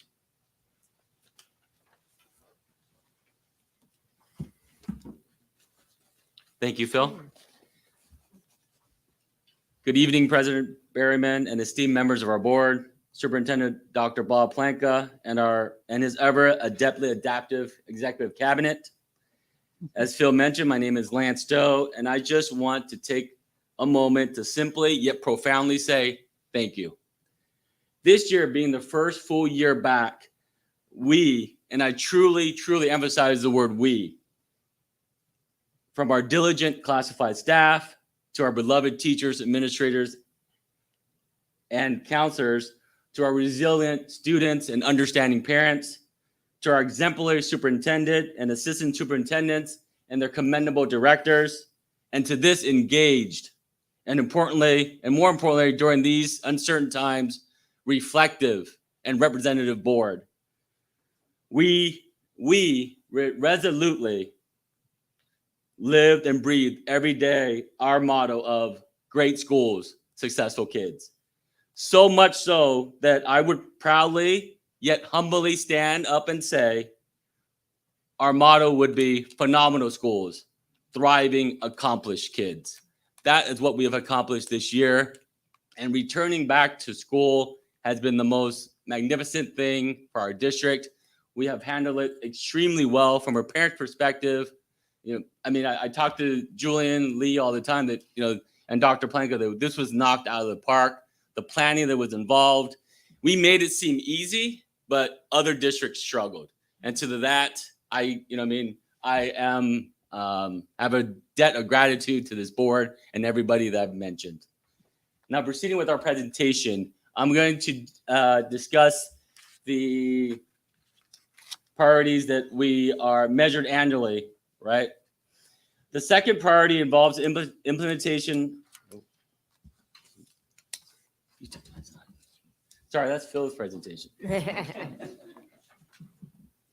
For the next priority of engagement, surveys were conducted with students, parents, and staff members this spring in order to gauge several key areas of interest. This is the first year we've given this particular survey, which is based on a 4-point scale with 4 equaling the highest rating. Personally, I can attest to the invaluable information that was gleaned from these surveys. And it drove a lot of our committee discussion that we had and the recommendations that we're about to present. This first survey on student engagement covered 3 central areas and was given to FSD 4th through 8th grade students. The area of academic rigor, surveyed students on high expectations, learning support, and real life connections. The overall average was a 2.91. In the area of connectedness, the average was a 2.82 on questions relating to their sense of belonging, inclusion, and collaboration. And lastly, students averaged 3.03 out of 4 on safety, which related to emergency preparedness, as well as kindness and respect. One additional factor worth noting is that elementary students scored higher on the average at 3.0 on all questions, while junior high students averaged 2.72. So as you can see from these numbers, even coming back, we pretty much continue where we left off when we were in person. For parent engagement now, we're looking at the key domains included relationships, partnerships, decision-making, academic rigor, connectedness, and safety. The relationships, partnerships, and decision-making, parent responses averaged 3.28 on questions relating to cultural connectedness, learning partnerships with their students, and forums for decision-making input. In the area of academic rigor, parent responses averaged 3.42. Third, parents averaged 3.41 in the area of connectedness for their students. And last, in the area of physical and emotional safety for their students, parents' responses averaged 3.39 out of 4. We also then surveyed the teachers. FSD teachers were also surveyed on 4 key areas. For the first area, teachers averaged 2.98 based on self-assessments of their preparedness to respond to students' social emotional needs. The second area, centering around their preparedness to deliver effective and differentiated instruction for diverse students, teachers averaged 3.19. Surrounding safety preparedness, the average scored was 3.09. Finally, for the fourth area on their school's ability to provide a safe, inviting, and kind school climate, the teacher average was 3.32. So after curating feedback from the surveys, the block parties, the LCAP advisory committee, and from school site groups, here are the 4 final themes for recommended priorities we would like to present to the board. Number 1, a continued and enhanced focus on social emotional learning. Second, academic interventions, specifically in language arts and in math. Third, focusing instruction and learning on hands-on experience and making real-life connections for our students. And finally, providing strong programs of designated and integrated English learning language development. Thank you. Thank you, Lance. The next portion provides recommendations on how the Fullerton School District plans to spend the funds allocated, which are grounded in our board goals. And so we have Brooke Webb presenting goals 1 and 2, and we have Mrs. Hermelinda Rodriguez presenting goals 3 and 4.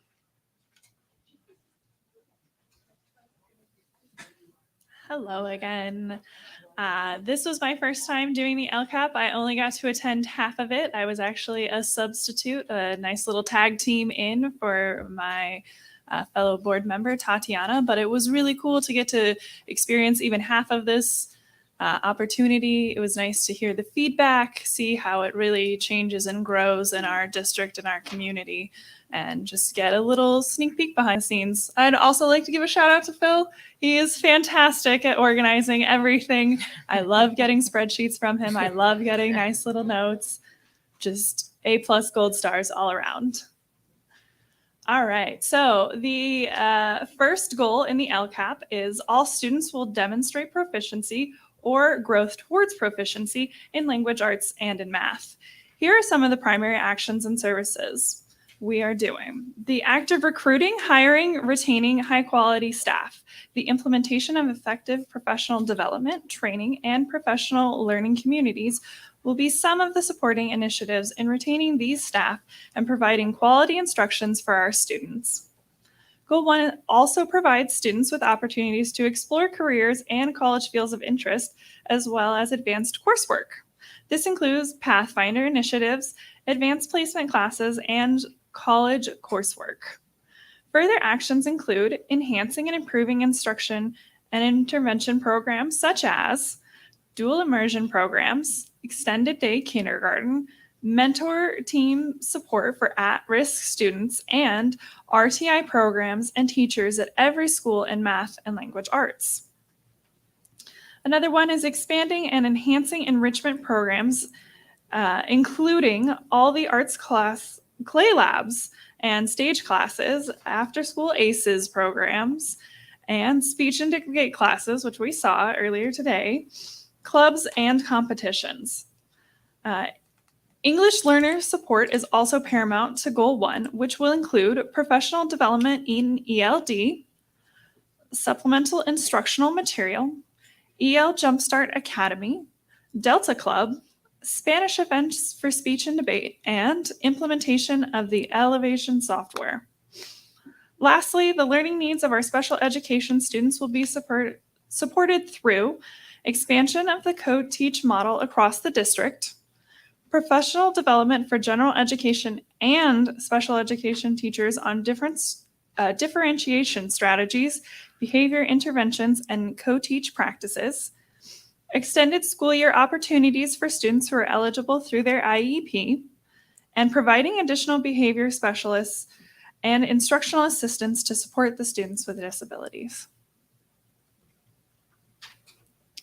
The second goal in LCAP is to ensure access to high-quality digital tools, resources, personalized learning technology, and professional learning to ensure that all students have opportunities to access engaging online instructional resources and can demonstrate digital and informed literacy skills required for college and career success. Goal 2's actions and services include providing students with technology access such as high-speed internet access at all sites and one-to-one student devices for 3rd through 8th grade students, personally attest to this. I have handed out many a MiFi, repaired many an iPad to make sure kids are always up and running. Parent workshops on digital literacy, citizenship, and internet safety. And lastly, building opportunities for student agency, including Passion Agents Conference, the Film Fest, Civic Endeavors, Pathfinders, and STEM Nation, to name a few.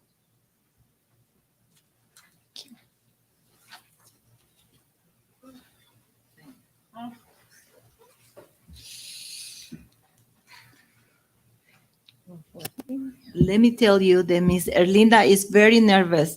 Let's give her an applause. It's the first time. Don't worry, we're Oh my We're goodness. team. I don't know how I get into this. We need more parents, huh? first They step. come here. First step. Love Okay. it. Good evening, everyone. Like Phil said, my name is Ermelinda Rodriguez. I represent Valencia Park. Three of my kids, well, actually, two of my kids are already graduate from there. And I still have one more there. 2 more years, and then Nicholas. Okay, so my part is goal number 3. Okay. LCAP goal number 3 states that all district departments and school sites will work to provide a safe and secure environment that promotes the physical, social, and emotional health and well-being of all staff and students. Supporting goal 3 are several key actions. The first action is to continue a strong emphasis on social, emotional learning for our students. This will be seen through the continued work of the district's SEL team, providing direct instructional and directional support to school staff. The SEL team will continue to provide push-in lessons for students across all FSD schools. Action 2 centers around support with PBIS, or Positive Behavioral Intervention Systems, centrally. The work of the PBIS, TOSA, along with the student success, mentor and lead counselor, will work with school sites to develop proactive strategies that support behavioral and academic outcomes for our students. The third action centers around wrap around services, which provides holistic family support for youth with mental health and behavioral changes. The WRAP team includes a social and family therapist who provide in-home services to help get students back in school by working with and training parents on best practices. Lastly, Action 4 centers around the continued improvement of our facilities. One major effort will be to add office and learning spaces for distance learning students at Rolling Hills, as well as parking expansion for Korean dual language at Laguna Road. Also, FSD has taken over the care and control over fields and parks near our schools. This will result in greater safety around the field, streets, and grass areas. LCAP Goal 4 is to promote engagement of all parents by creating a culture of inclusion through open and effective lines of communication, and by providing families meaningful opportunities to support and celebrate student learning and cultures.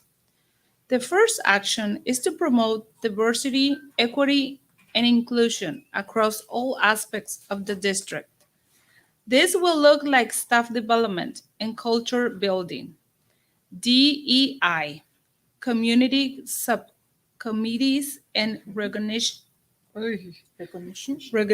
of students' cultural background in the classroom.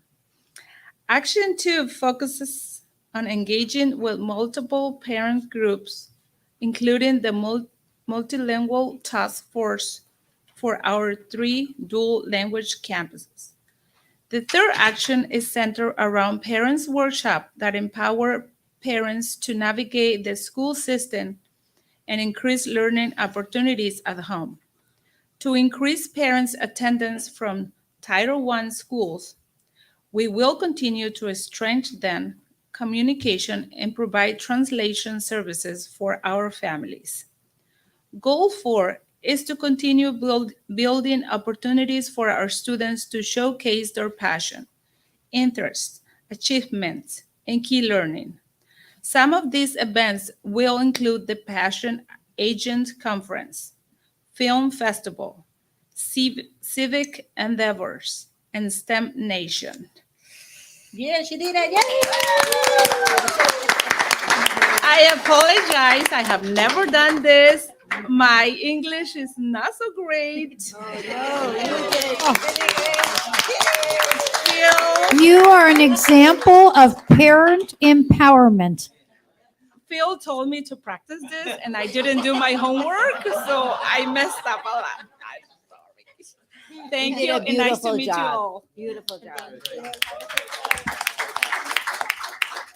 I just want to say thank you so much to our LCAP members. And I gave these two ladies probably the biggest mouthful, so my apologies on that. But you did a great job, everyone, all four of you. So thank you to our LCAP advisory members. I appreciate all of you for being here tonight. May I ask you a couple questions? Well, We have a couple more slides, Hilda. Oh, Would couple you more. like for, yes, and we're gonna go back to slide 22, if that's okay, Anna. This is the final themes for top recommendations, but I wanted to highlight some areas in this area. When we put a bucket up there and we say social emotional learning, we want to be able to highlight the differences between goals that we had previously and the goals that we are now implementing currently. So socio-emotional learning, we're examining LCFF funds to create a sustainable, not a temporary COVID funded department, but a sustainable department. So that's one highlight in that bucket. Another one, when we highlight academic interventions, we're going to target early literacy and also looking at math interventions. We currently have, once again, a math RTI for the first year. We have great data to support that, but we're looking at a sustainable model. When we talk about student learning, we have universal TK at every single school site. That is huge. And so when we say student learning, we also want parents to know we have a 9-hour school day with not only academic targeted interventions, but also enrichment. We're talking the fun stuff, the coding, the robotics, the things that the sites are also wanting more time and energy and support to be able to further their instruction day with enrichment. And ELD will be a focus for next year. We're talking newcomer programs. We will have not only just a new program to help support teachers, but the trainings and also the welcome. We have 2 community liaisons that will be help supporting every single newcomer. We have significant number of newcomers in our district. We'll be helping families in addition to the student learning. So wanted to highlight just some areas. And we say there's a difference in the LCAP. There's huge programs that go behind these words. All right, just to wrap up, the last question is what are the next steps for LCAP approval? So after having presented tonight, we'll hold a public hearing on the LCFF budget and LCAP draft at the next board meeting on June 14th. Step 2 will be seeking approval of the final LCAP from the board on June 21st, the following week. And lastly, we'll submit our planned OCDE for final approval before July 1st. Oh, sorry about that. And there are the dates. All right, well, thank you very much for this opportunity. Are there any questions we can answer? Well, first of all, thank you for you and your committee.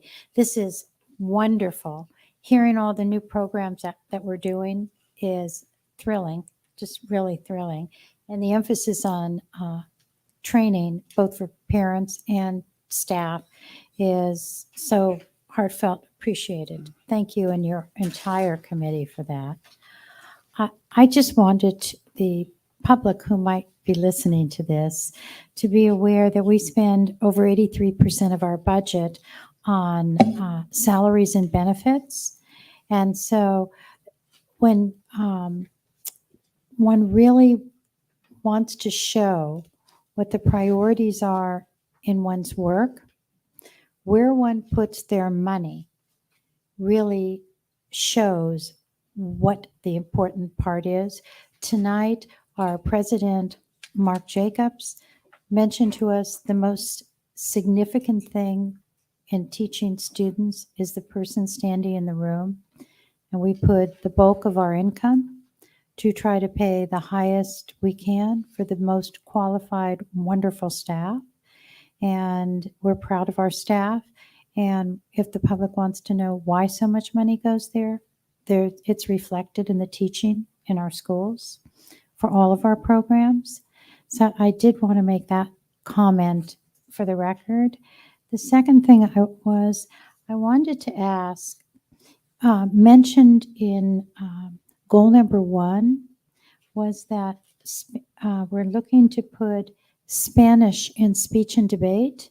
And is that one of the layers of competition for speech and debate separate from what we'd like to do? Yes, it is. Yes, for the record, yes. Oh, great. That's really exciting. Do they have other language that people compete in? Not officially at this time.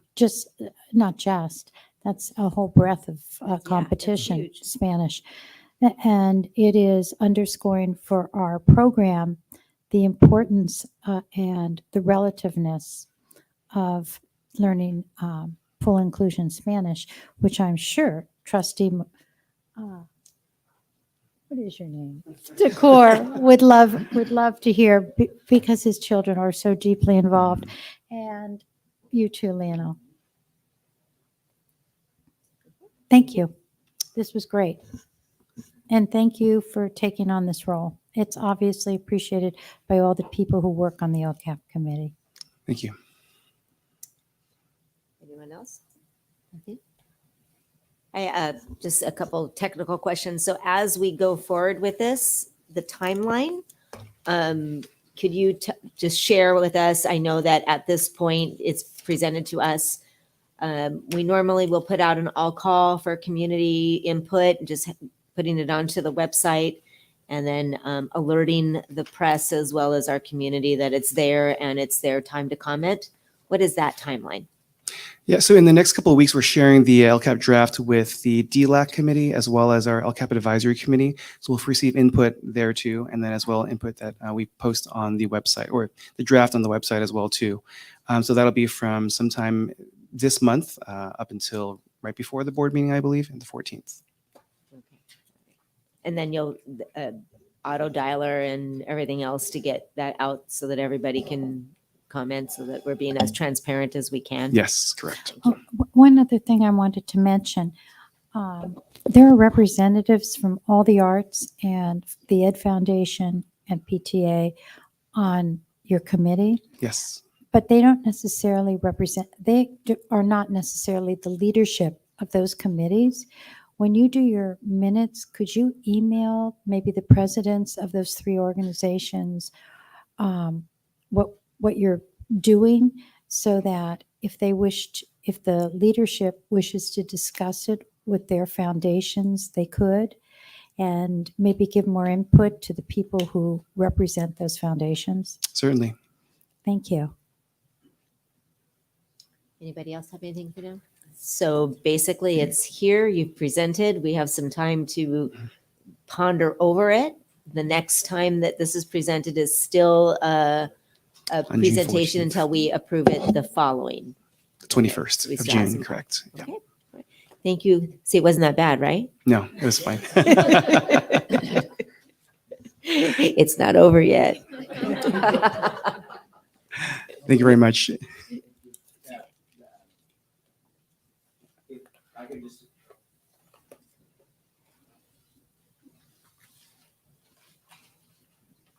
I guess not. I guess not. You have glasses. You could put them on. If we Oh. could, so one thing I wanted to highlight is I think for years in California, there's been a push for extending preschool services and also early childhood development in general. And so in this, you'll see two major things. One is we will be offering all-day preschool, which is a pretty significant thing.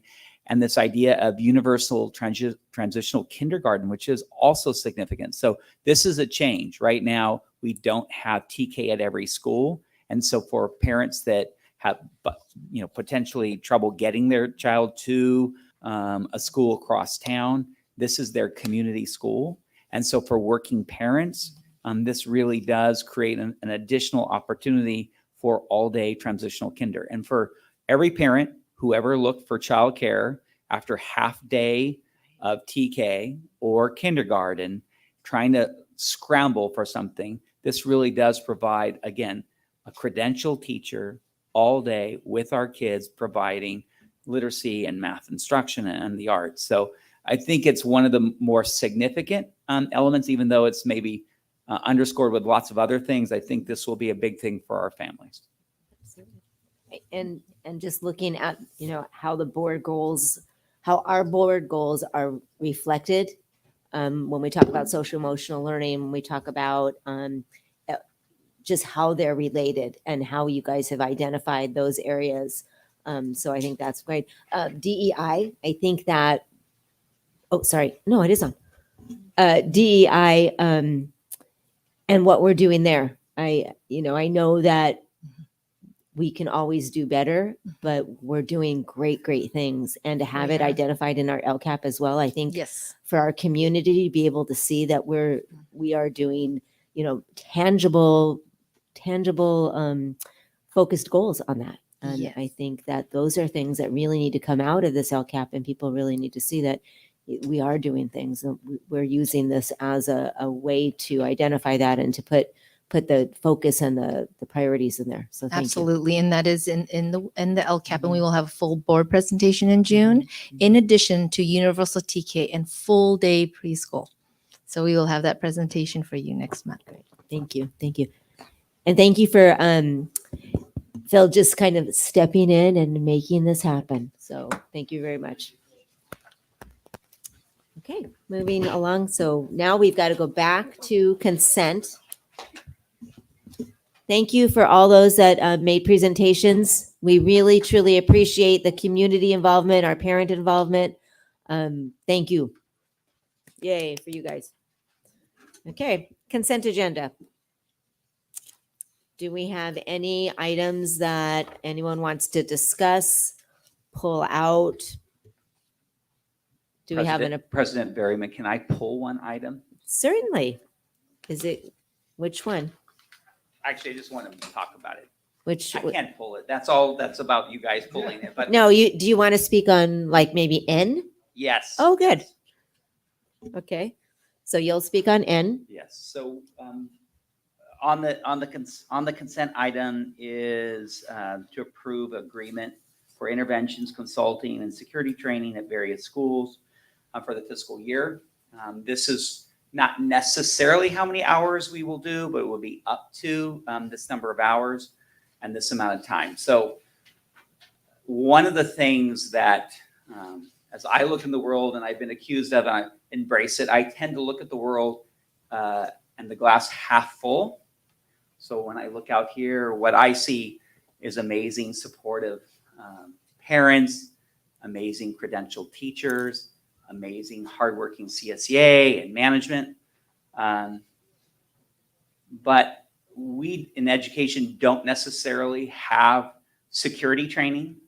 So to poke fun at myself, my security training consists of 3rd grade. My PE teacher taught us boxing. And I was a security guard, and I guarded trees. Oak trees out about 14 miles. Needless to say, no one showed up. So the world has changed, and I don't want to put out in the universe all the different things that you and I have all seen in the news.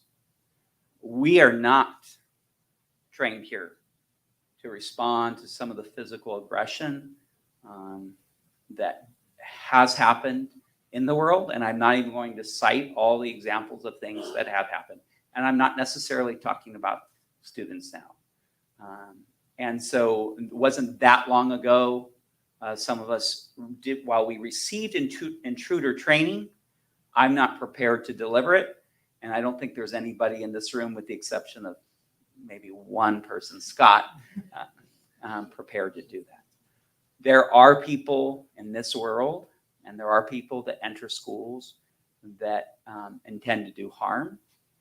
And there are people that come to our sites intoxicated, high, and enter sometimes offices with physical aggression. Who is the first line of support and defense? It's the safety monitor. So what training did the safety monitor get before they came to our schools? Well, they can read and write, a general sense of wittedness, a care for kids. That's who we hire. They're not trained law enforcement. Every now and again, we get lucky and somebody maybe comes from the military and get trained. What we've been trained to do is to help kids, things like proximity, watching what kids do. What we're not trained to do is, again, for that level of physical aggression. And so when we bring in somebody whose job is to do safety monitor, and I'm not talking now necessarily about kids, who does, that has to be that first line where somebody comes in who may be physically aggressive, we need someone to train our staff, our safety monitors, to do that. The going rate, just as an example, for a day of training, training goes from a trained professional anywhere from $6,000 to $12,000 a day. The police department, while I will say, and I am so grateful, they have been in some ways through some of our most difficult times, guardian angels to this district. I am ever grateful to Chief Bob Dunn. He has been so responsive. They are short-staffed. The sort of support that we used to receive when they had a full force, we no longer get. We do not get professional development and training for our PTAs that we got in the past. We do not get the sort of drug training our parents and our community used to receive. That is no fault of the police department. They're simply shorthanded. And while I know something that I have read about something related to drugs, that is not my expertise. I'll have to refer back to a college class back when I was 22 years old on the latest on drugs. We do need expertise, and there's a cost. So just as an example, Ray Flores is a retired police officer with classes in social work and counseling. That is not something that we typically see with that level of expertise. And somebody, while we don't always need law enforcement to arrest somebody or take someone away, we do need somebody with the skills of law enforcement to be able to understand what to do. And imagine you've just been hired and you're a safety monitor and you can read and you can write and you have a general wittedness and a desire to do good. And somebody comes on campus. Who is going to train them? What they're supposed to do? In the past, we've hired people like Knowledge Saves Lives at $11,000 a day. So bringing in someone like Mr. Flores, who has expertise in a whole variety of things that can train, is necessary. The world, it has changed. And so we need to be prepared. And I pray every day for this district, for our students. It is a weight. And we need to be prepared. And this is important. And it is a cost. But it is something that, in my opinion, is absolutely necessary. Thank you. Could you also share if, in fact, I mean, this is not a new contract. This is just a renewal and an increase. Mr. Flores has also been has been contributing to our junior highs, right? He has been working with junior high students. Can you showcase anything that he's done with our students? Yeah, and I don't want to, obviously, there's no one person that does everything. I'm going to actually give a big shout out to the staff at Nicholas, to the leadership at Nicholas, to the support team here at district office and Chad's team. But Ray Flores was a big part of that. And actually early on, even before we had a principal, when we were, if you remember back, there's been times this year that we've been very short-staffed with the COVID-19 in January and December, the beginning of the year. I was doing pupil supervision at the start of the year because we were shorthanded. At that point, I asked Mr. Flores to come in and give a hand because we were so short-staffed. And so go to Nicholas. Good things are happening there. And he did not do it alone. It was a part of a big team, but he was an important part of that team. And will he be able to work with other junior highs so that he can share that knowledge there as well? Yeah, It's so a hard age. he's already started to work with Ladera Vista. He's working with Parks. He's done trainings at Fissler and Beechwood. And we're actually wanting him to go to all 20 sites and do the sorts of trainings that he has already done. And he doesn't do just the training. He also does feedback. And those, so many educators in the room, it's not just a matter of delivering instruction. He then shows up at the site. He gives feedback to the safety monitors. He tells them that where they need to go, how they need to respond. He's there as a source of questions. Our long-term goal is not to make him a permanent member, but there is a real need. One more incredible thing that is different than, let's say, 3 years ago. The turnover rate of part-time employees is incredible. So we used to have people that were trained and then they would train new people coming in.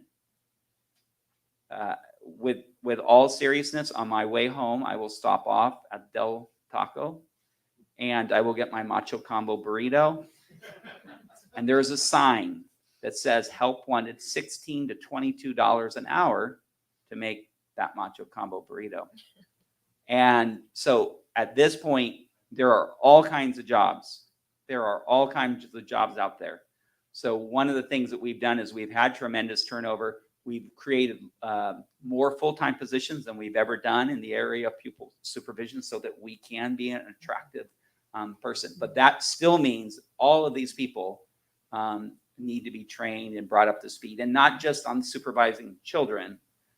So this isn't about 6-year-olds. This is about, again, the impact on the campus and who's coming in.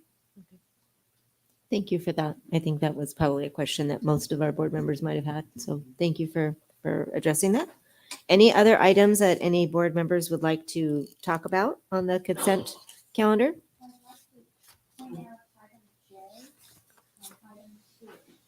Okay, J and T. And what would you like to say? Regarding Food Finders, Mm-hmm. which is an organization the school district works with. Sorry, J is about Food Finders, an organization our school district works with to try to use our surplus foods to give it to people who would appreciate having it.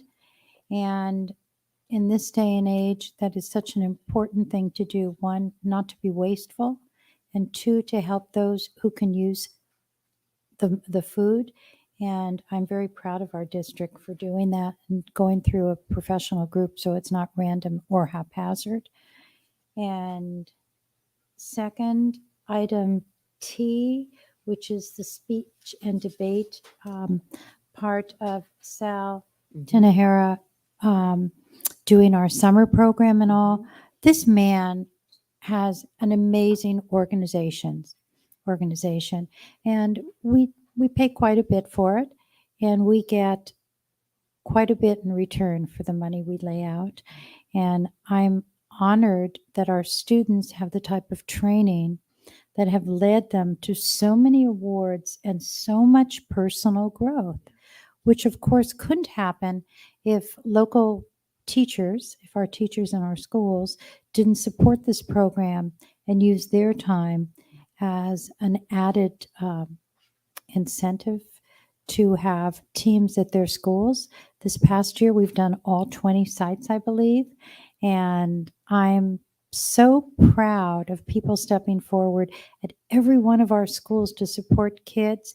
In the video we saw tonight, a young lady said, I never wanted to do this, and now I can't think of living without it. Pam Keller mentioned that some of the quietest students are the best students in speech and debate. And my personal experience with students is exactly that.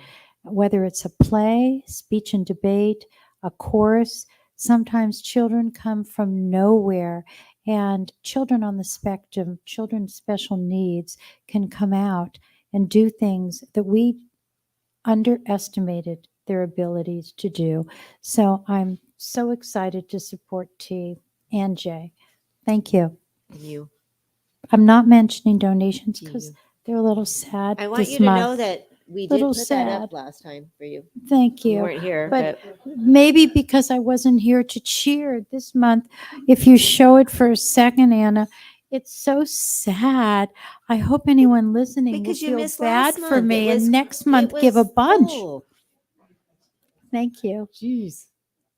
Okay. Anyone else have anything? Okay. So there's been a motion and a second to approve the consent agenda with our discussion items. All those in favor say aye. Aye. Any opposed? Okay. All right. Thank you. Discussion items. So we're at 10A.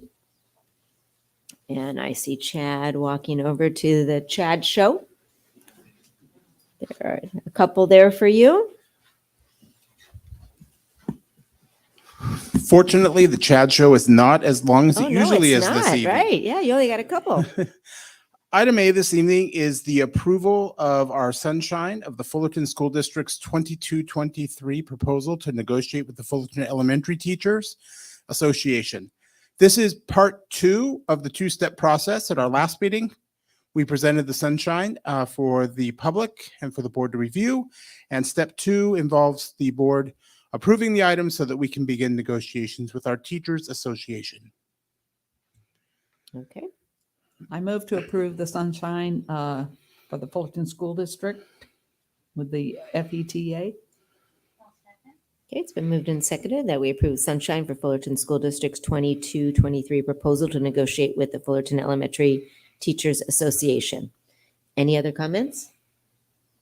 Okay, seeing none, all those in favor say aye. Aye. Any opposed? All right, thank you. Yes, and item B is the same item, except that this involves the California School Employees Association, Chapter 130. So we presented the sunshine at the last meeting for public and board review, and this item would allow us to initiate negotiations with our CSEA unit. Okay. Assuming there was no changes or anyone got to you from the last meeting. right? No changes. Okay. I move to approve item 10B, which is the sunshine of Fullerton School District's 2022-2023 proposal to negotiate with CSEA.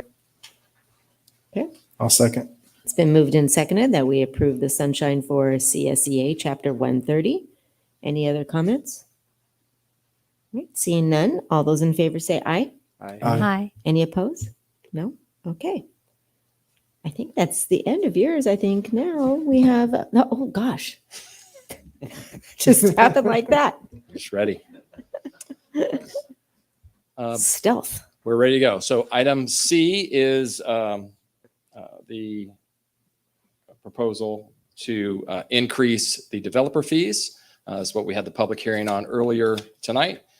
And so for those of you who don't know, developer fees are fees that are charged on new residential, commercial, and industrial properties that in having them put in will impact the schools either currently or in the future with future enrollment. And so those funds are used to house current and future students that will come as a result of that.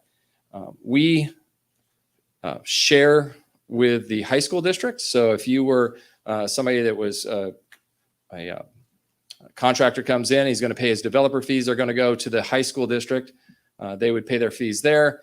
High school district would retain a third of those fees. We would receive the other 2/3. So the proposal is to take the current, I'll give you the total amount. Residential is currently $4.08 per square foot. It would increase it to $4.79 per square foot. On commercial industrial, it would take it from 66 cents to 78 cents, of which we receive 2/3 of both of those numbers. This can only increase every 2 years through a fee justification study. And this comes about, the state allocation board comes out and sets the new rates.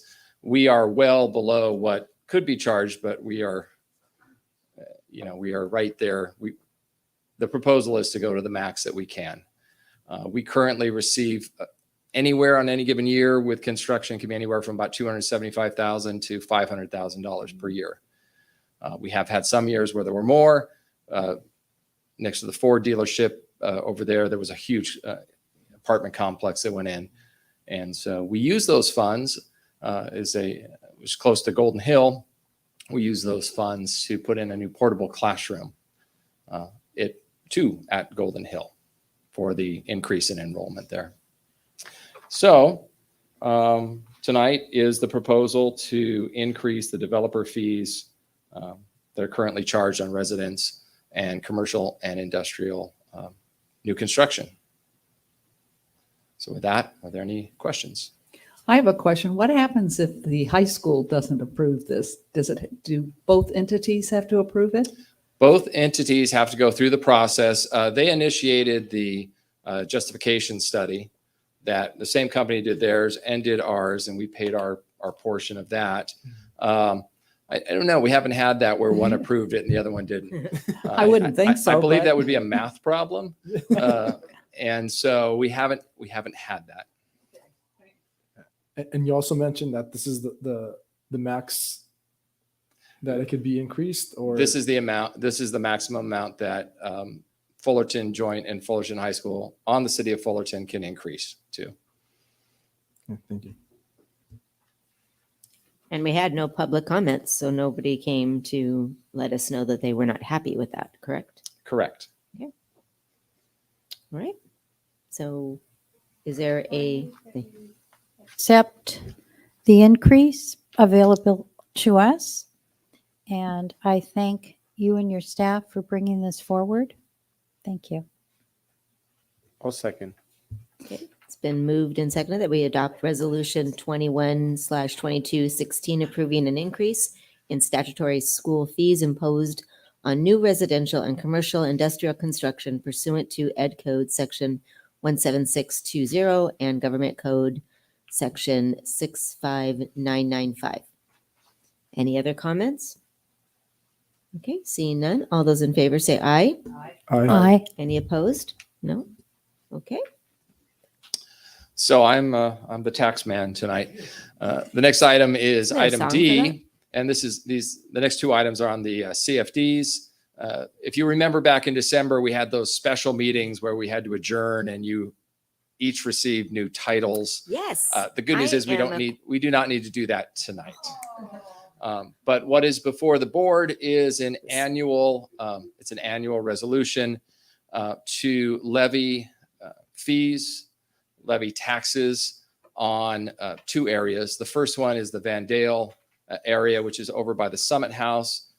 Smaller parcels over there, about 110 parcels, 91 of which are taxed or assessed. And then the Ambridge Heights, which has 1,213 parcels, of which 1,129 are taxed.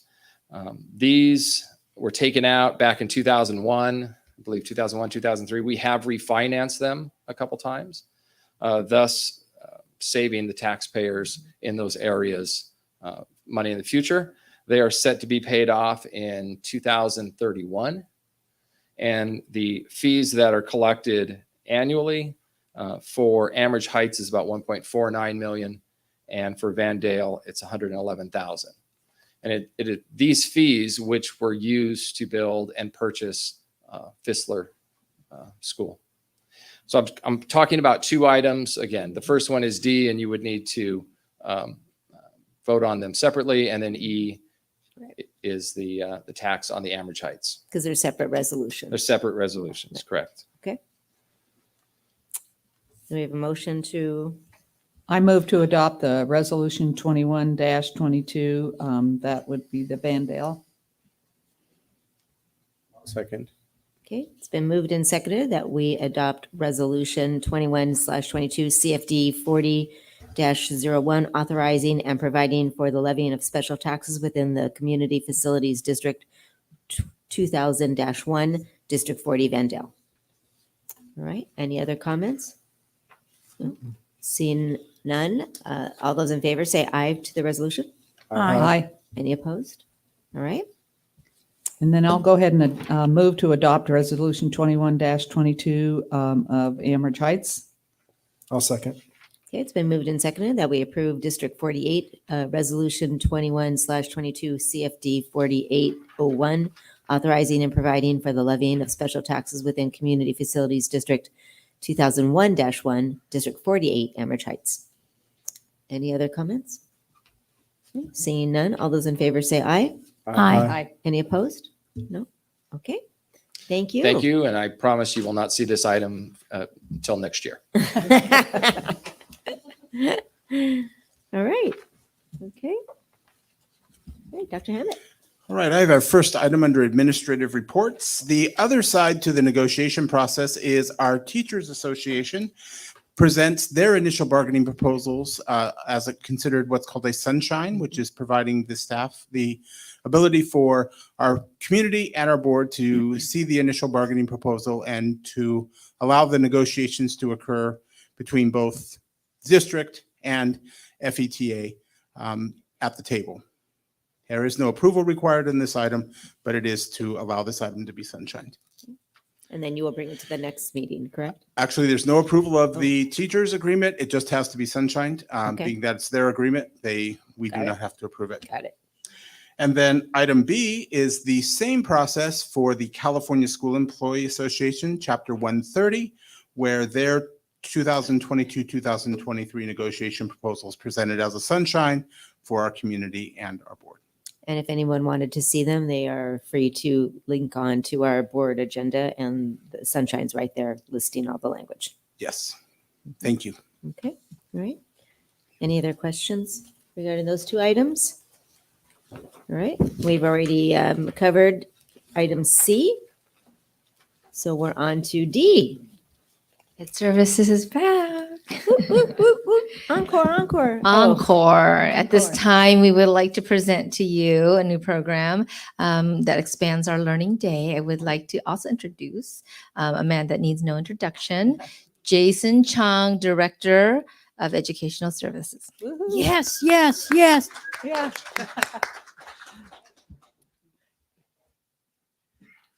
Good evening, President Berryman, Board of Trustees, Dr. Pletka, Executive Cabinet, and guests. Thank you for the opportunity to share with you about FSD Encore. By definition, encore means a repeated or additional performance of an item at the end of a concert as called for by an audience. In other words, when we are witness something remarkable and are left wanting more, we say encore. So cute. You may have attended a stage production, a choir concert, or an orchestra performance, and the students left you saying, Encore. encore. Thank you for the participation. Feel free to. Or you may have seen a dance production or a sports tournament where the true winners were all the students, and it left us saying, encore. Or a speech and debate competitors executing a piece they had practiced for months to rise to the challenge of a competition, and they made us say, Encore. encore. Or you may have visited the STEM Nation theme park and challenge to see students and the community engaged in computer science activities that left many people saying, encore. So what is FSD Encore? As we know, the Fullerton School District has a reputation of providing exceptional programming for student access, engagement, and academic interventions and supports. FSD Encore, which stands for Enrichment Plus Core, is a program that will increase access and opportunities. Where there may have been constraints to starting or providing certain programs, the funding provided by the Expanded Learning Opportunity Program, and I'm sure you don't need more acronyms, but ELOP might be the other way you hear it, will open the door to exciting access opportunities for enrichment and academic interventions. No, Encore is better. The goal is to provide opportunities for students in enrichment and academic intervention supports through an extended school day from 7 to 9 hours. Through before and after school times, we'll be able to utilize exceptional current FSD programs and expand the opportunities with community partners that were not available before. The FSD Encore programs are district-wide, and the options for various programs will be offered throughout FSD schools. Currently, FSD offers many opportunities for enrichment and academic interventions such as speech and debate, Delta Club, and stage. FSD Encore will provide an expanded array of programming such as tutoring, coding, and language classes not seen before. FSD Encore will expand the breadth and depth of programming students will have access to throughout the year.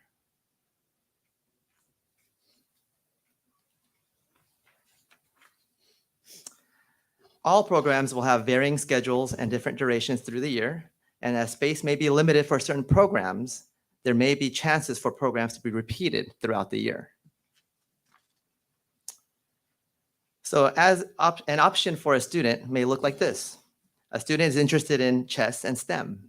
She may have the ability to take chess on Mondays and Wednesdays, and STEM on Tuesdays and Thursdays after school.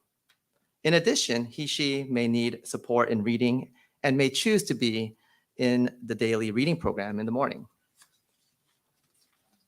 Or a student may have interest in language and sports and has signed up for language class on Tuesdays and Thursdays and sports on Friday. Other days and times are not desired or needed.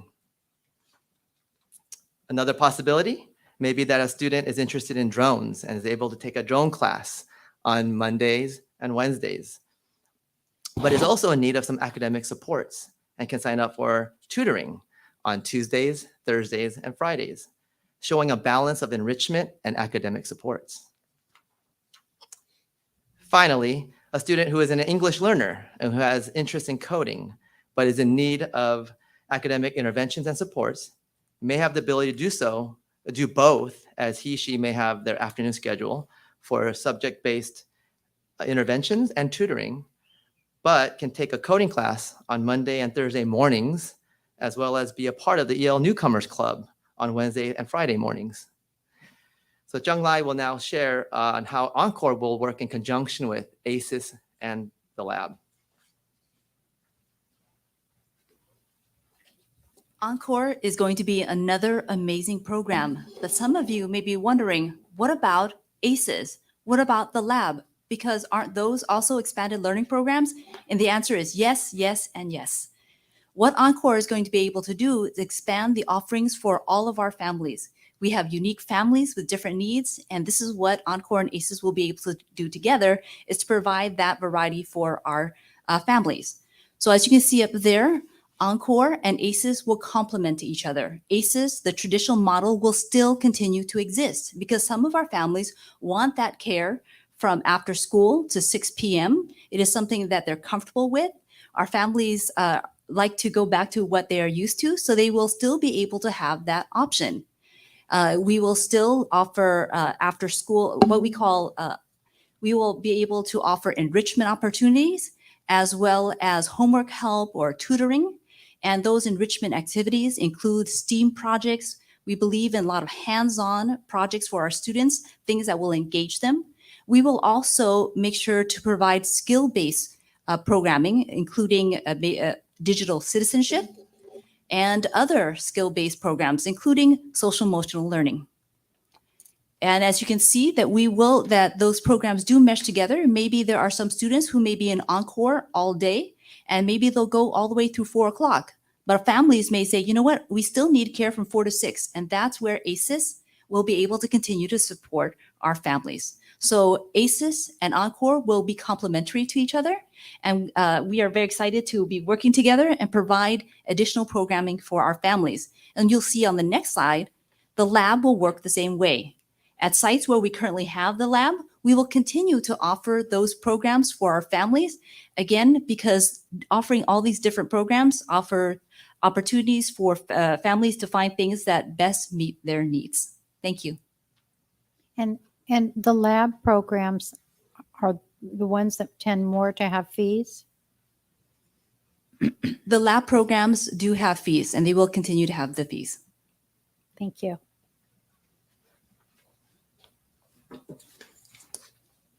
So we have identified a platform that specializes in student program registration that the board actually approved a few meetings ago called Easy Child Track. This platform will be used for parents to register their child to the Encore program. We will send communications through multiple modalities for community information and ways to register their child for Encore. In addition, we will also offer an option for registering through paper and pencil.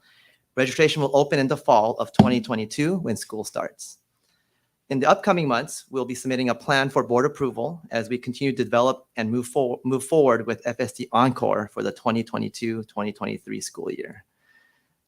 Thank you. And if you have any questions, you can definitely answer them at this time. I have a question. Yes. What are we envisioning as a before school type of program? How long is it? So when we said we're expanding the day from 7 to 9 hours, it would be 1 hour before and 1 hour after. So that would equal the 9 hours of the expanded day.